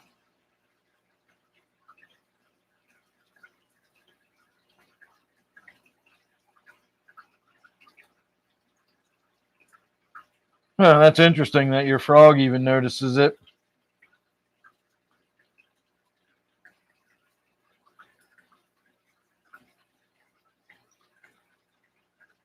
My snorting sewer shrooms. How did you break your device if you haven't even used it yet, Zini? Did you ever get the nicotine juice? I assume if you ever got any, you would have told me about it.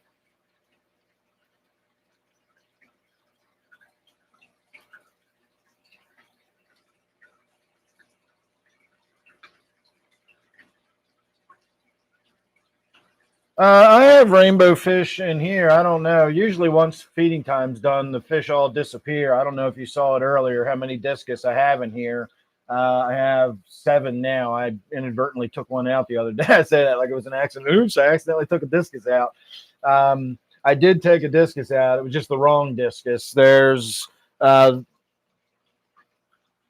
think it's this one here is small and bullied. And I tried to catch it to put it in my 55 over there, but the discus I caught, I just scooped it out, put it over there, and only later did I realize I caught the wrong one.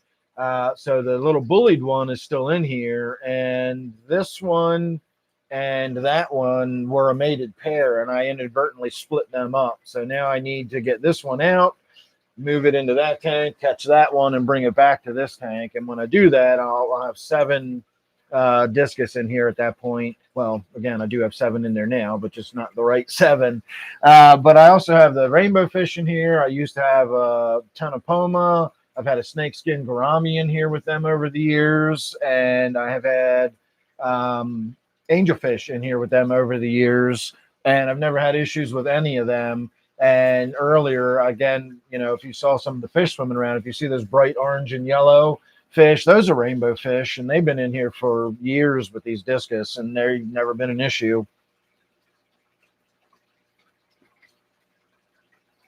My head is smooth as can be tonight. You could run a credit card over my head. You could run felt over my head, and it wouldn't snag. That's how smooth it is.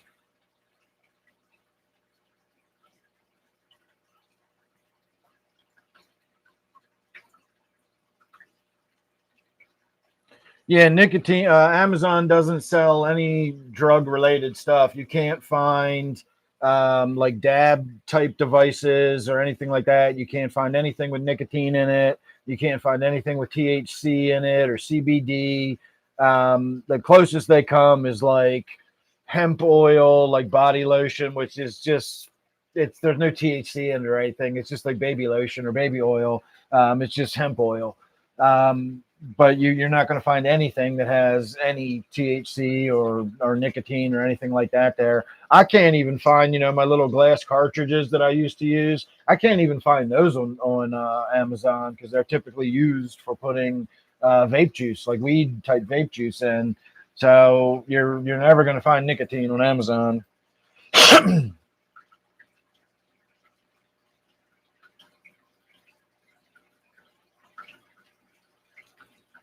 All right, we can talk about it later. You might just have to replace the coil or something. Wow, Jesus Christ. That's the closest I've ever come to going swimming. I almost fell out of my damn chair of death. Between the seat itself being wobbly and the fucking 3 legs on it, that was a goddamn near disaster. Jeez Louise. That woke me the fuck up. Adrenaline. Nature's caffeine. Man, scared the hell out of me. How would I treat a possible fungal infection in the community tank with Maris and Oxy? Oh, in a way that's safe for inverts. Just had success with Maris and Oxy. Caused a nitrite spike and lost your amino shrimps. Interesting. Yeah, I'm definitely not going to recommend Pimafix. For a fungal infection, I would look for, I don't know if they still make it, but they had API fungus cure. And as far as I know, that is safe for inverts and it should clear up any kind of fungus. The Maricin might work.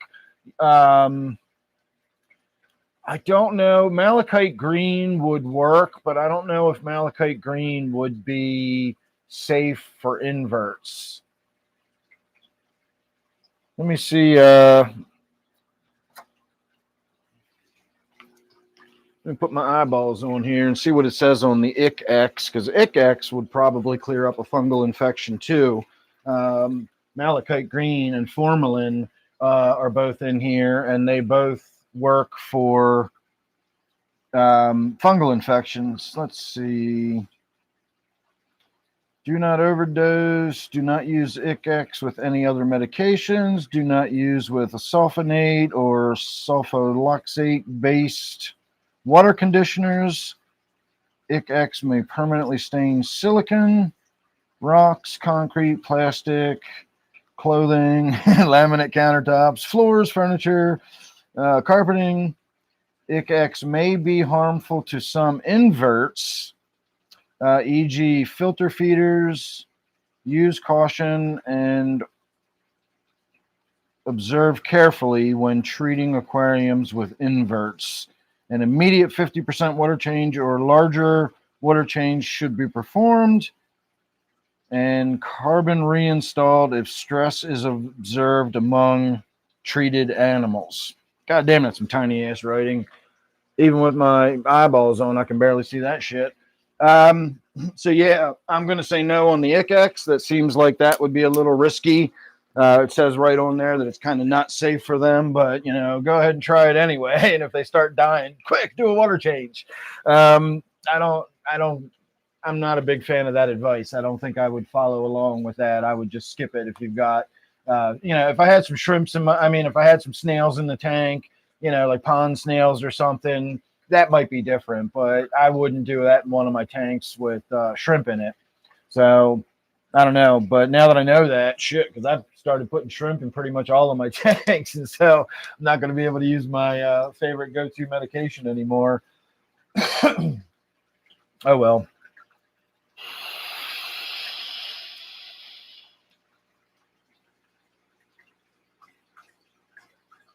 Oh, that might have been a good ninja disappear if I was fast enough. I did see the whole screen went blank.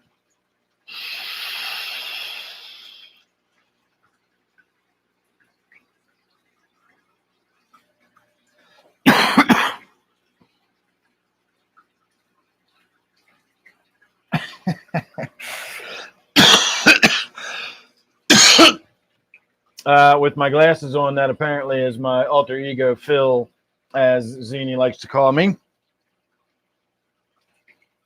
And it makes it damn helpful for reading, I got to tell you.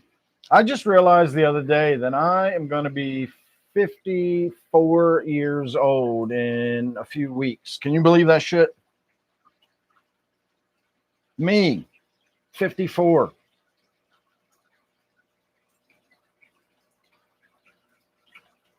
I can't believe it. All right, everybody. I think we're going to start winding down tonight.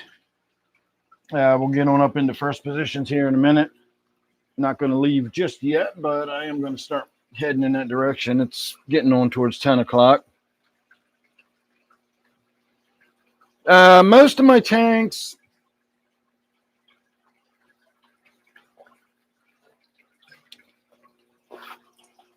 are filtered. The larger ones all have canister filters, and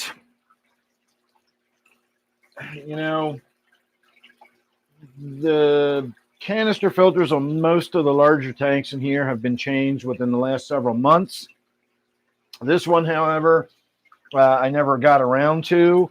And the point was, I had gone a full year without doing a water change. I mean, without doing a filter change on any of these larger. I got another one on this tank. I got a canister filter down here on that 40. I got a canister filter here on this 55. And I went around on one day and I got all the filters done, except for that one. I was going to do that later, and that was months ago. And so that canister filter has not been changed since May the 5th, 2024. So do I have a canister filter on this tank, or is that thing just sort of moving water through it at this point? Because I'm imagining the filters are probably pretty clogged and it's just sort of bypassing and circulating water around in it. My smaller tanks have hang on the back filters. But as I've often pointed out on this one, again, the water's not really flowing through the sponge filters. It's just kind of backflowing through the middle. So I don't know how much you want to call that a filter versus a water pump, but that does have a hang on the back. My 40 down here has no filter on it at all. And my goldfish tank has 3 hang on the backs and a sponge filter in it because it's got those big goldfish in that 40. And my pond here has no filtration. It's got water circulation and water flow, but it doesn't have any filtration in it. I just mechanically filter that every so many months. When the water starts getting really dirty, I put a filter on the top. I take a bucket that's open on the bottom and I put the filter material in it. And then I use a aquarium pump or like a pond pump, and I pump water into the bucket so it just filters back into the tank. I think of it as like a dialysis. I'm just sort of cleaning the water and flowing it right back into the tank. I do that for several hours, and once the pond starts looking nice and clear, I take the filter off of it, put everything away, and then I'm good to go for another month or two before I feel like I need to get in there and do another filter change. So that is how all my yes, it's the Sun. It's the 304B is what I have. I have tried different versions. I've tried the 303B, which is the smaller one. It's just, even on the larger or even like a 40 or something, there's no point in getting the smaller one. You may as well just get the 304B. I don't know how much they cost anymore, but they used to be really cheap. Back in my day, when I first started keeping fish, you could get the Sun 304B starter kit. It came with all the bio balls and ceramic rings and filter material and all that. You could get that for $69. $69.95 is what I used to pay for those filters. Now, I don't know what they are now, but I don't think it's going to be no $70.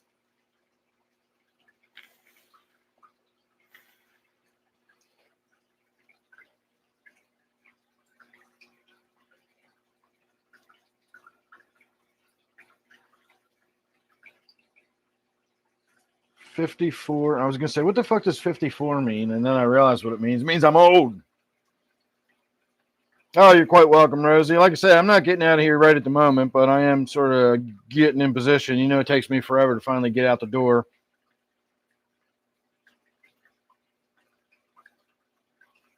You looked.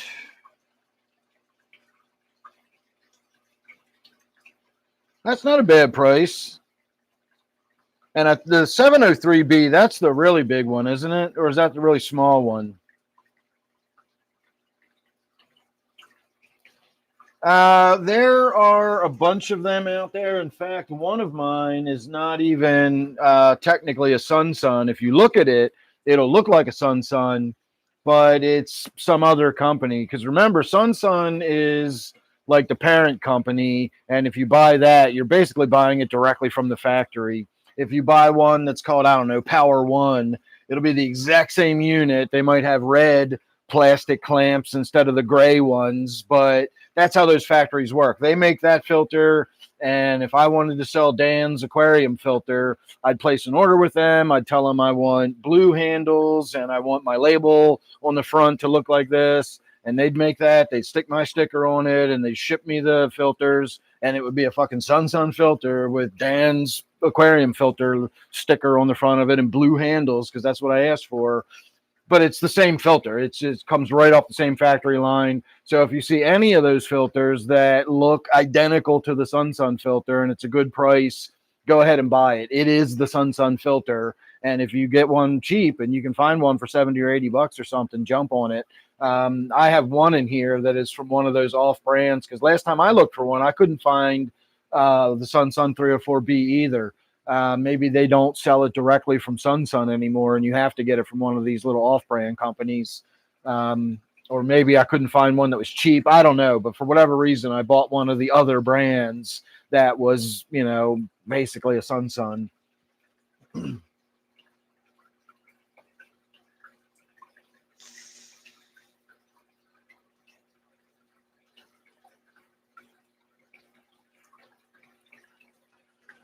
Well, Jay, I think people get the reason, the purpose we use filters. I think people misunderstand it, and that makes sense what you're saying. It's the bigger one. Okay, that's what I thought. Yeah, exactly, Zini. There's probably a half a dozen of them out there with some weird name like that. It's the Sun.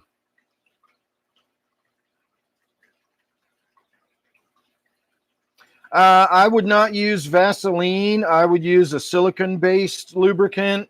Vaseline, over time, the petroleum-based silicone, even if you use like baby oil or something like that, it will break down the rubber of the O-rings. So I definitely don't recommend using the Vaseline. Just get a simple silicone-based lubricant. But that is a good idea between, whenever I do filter changes, I always wipe down the O-ring and I get the seam all cleaned out.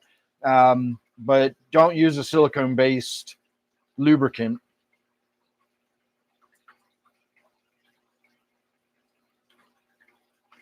I'm seasoned, all right. Seasoned like old crust.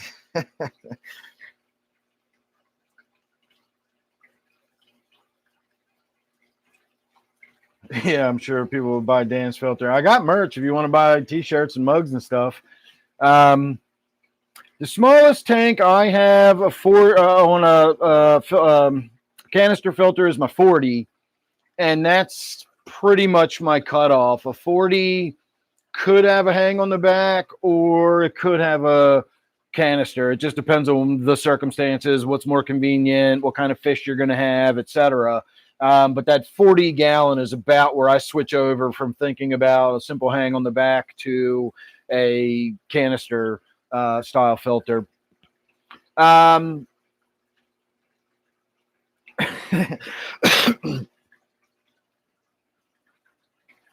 Laguna silicone O-ring lubricant. Well, there you go.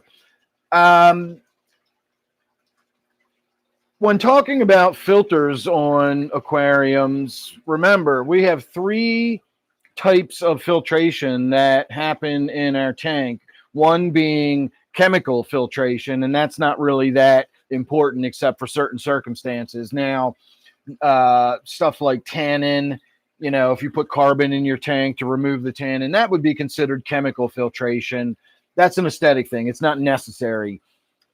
Getting medication out of the tank would be another chemical filtration that you might put carbon in your tank for. In my opinion, that's not necessary, because you can just do a water change to get the medicine out and put fresh water in. You don't need the carbon.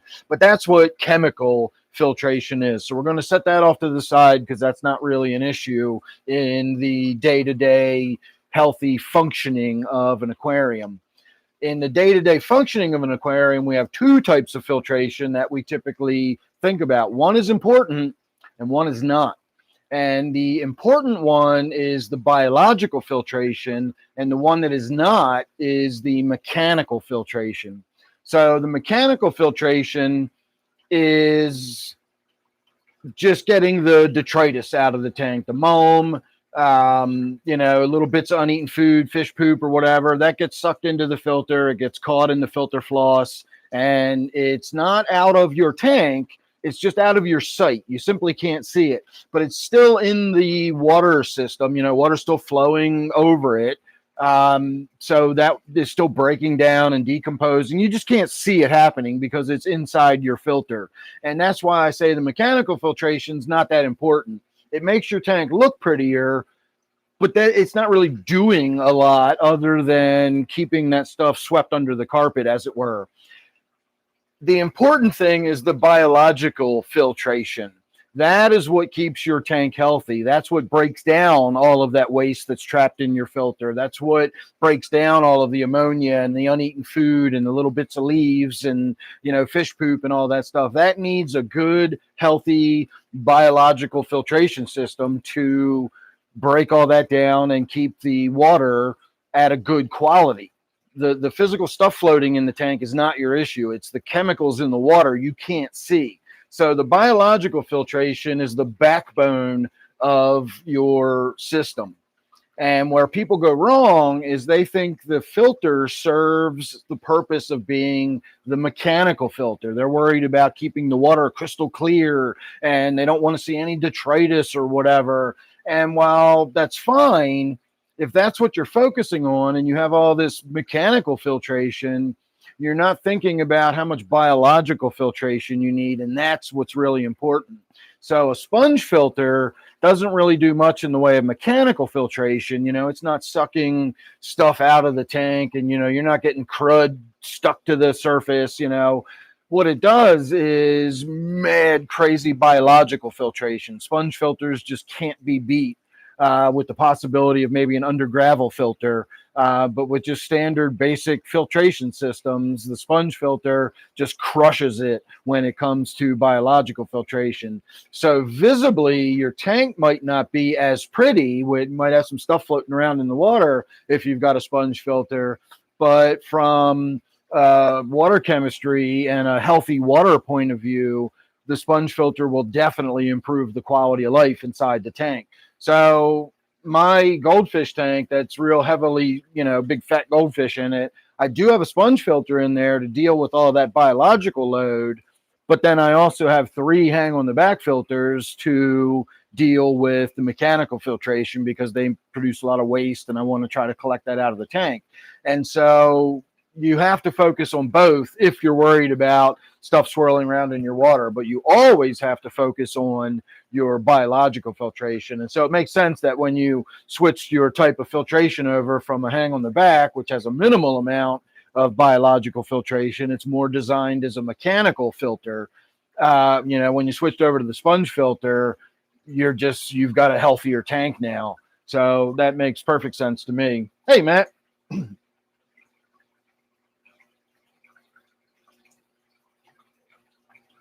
Yeah, I don't know how urgent that is with the Vaseline and how long it takes to break the stuff down. And honestly, depending on what the O-rings are made out of, they may be made of something that can withstand that. But a general rule of thumb is anything that has like plastic or O-rings or rubber seals, you don't want to use a petroleum-based lubricant on it. You want to go with a silicone-based lubricant.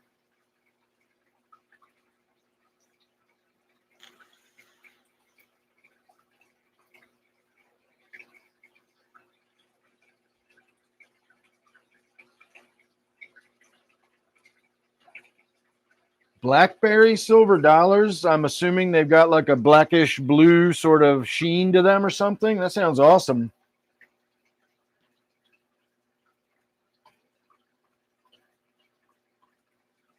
Yeah, we were talking about that a little while ago, Matt. Somebody said that they use Vaseline to lube their O-rings on their canister filters between water changes.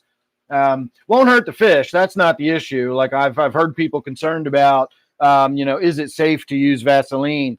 Something you can use Vaseline for in your tank if you want to is your little impeller on your hang on the back filter. If that's sticking or you're having issues with that, you can actually pop that little pin out and put a little tiny bit of baby oil or Vaseline or something in there. I know it's a petroleum-based product, but remember, petroleum-based products don't dissolve into water. So if any of that's, think about, Vaseline. If you've got some Vaseline on your hand and it gets wet, the water just beads off of it. Vaseline doesn't run down your hand with the water. It just stays right where it is. It's not getting into the water.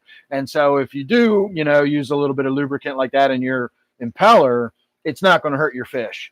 I've had that discussion a lot of times over the years. People think that, it's a petroleum based product. It's like dumping motor oil in your local stream, which again isn't a good idea, but it's also not as bad as people think. It doesn't hurt fish because it floats.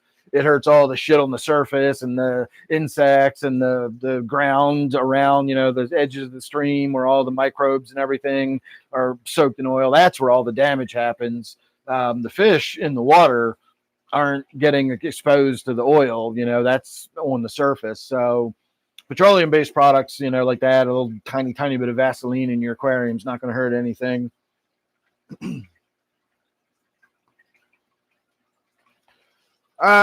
We just looked at the mushroom bag a little while ago, Matt, and I've actually got 4 more mushrooms that are developing and look like they're going to be good, healthy, full-size mushrooms.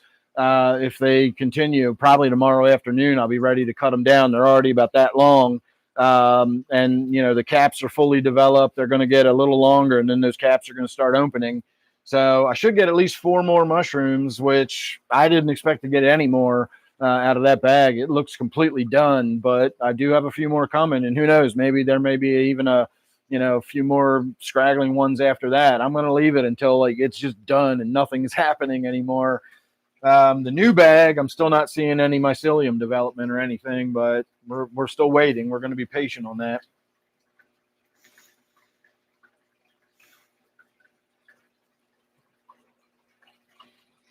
All right, let me put this nicotine away, and then I'm going to start winding down here.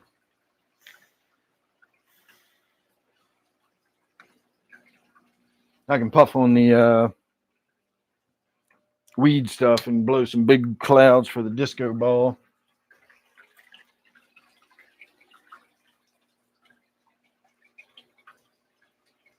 I had some Doctor Who thing I wanted to talk about tonight because I know you guys fucking love it when I talk about Doctor Who. And I can't remember what it was now. It was something stupid. Yeah, I don't remember what it was now.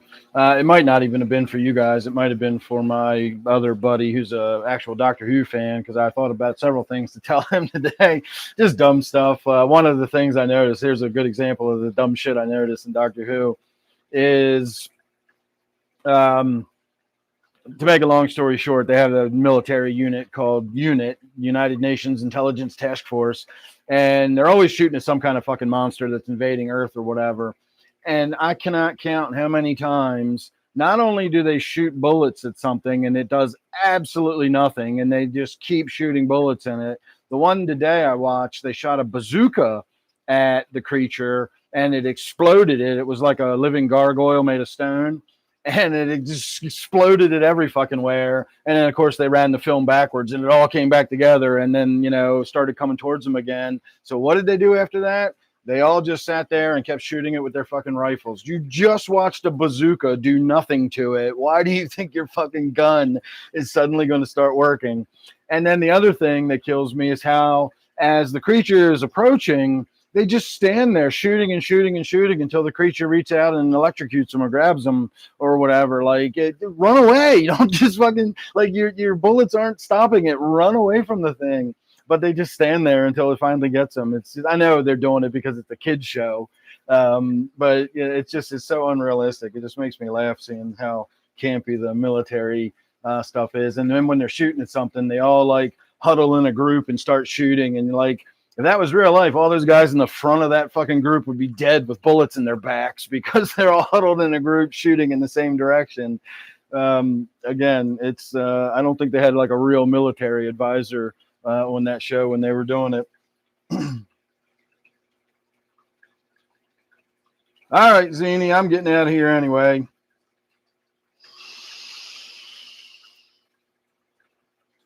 No, Matt, I've never seen a single minute of either one of those television shows. I don't really watch TV. I haven't watched TV in fucking forever.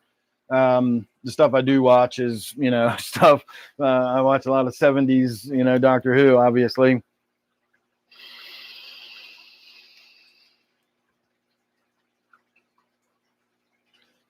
All right, let's get some lights turned out. We'll have a few minutes of disco ball action, and then we'll call it a night.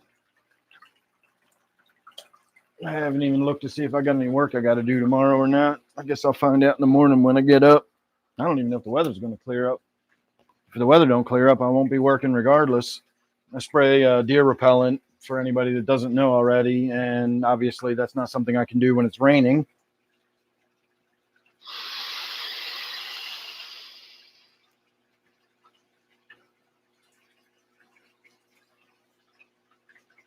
There's some disco ball party action for you. All right, everybody. Last thoughts, comments, any final questions anybody has before I get out of here?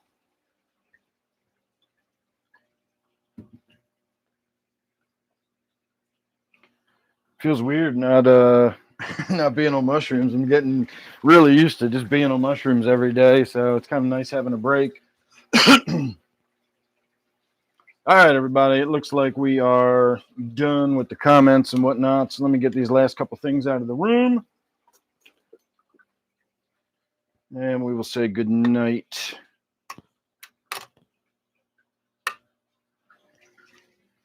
So don't forget, if you enjoyed the live stream and you want to be a member, I do a private members only live stream every Wednesday. You can join for $2.99 a month. And that'll also get you access to my Discord server, where you can participate in all the community social media stuff that goes on over there. Post pictures of your fish and videos and stuff like that. Excuse me. So if you want to sign up for that, you can hit the join button underneath my channel. Again, $2.99 a month will get you access to all that. Otherwise, I do this most every Friday and Sunday night at 8 p.m. Eastern time. Remember, we're back to regular time now. I guess everybody's used to that by now. It's been a couple weeks. So I'm going to say good night. Thanks for watching, everybody. I hope you had a good time. And I will see you either next Wednesday or next Friday. Good night.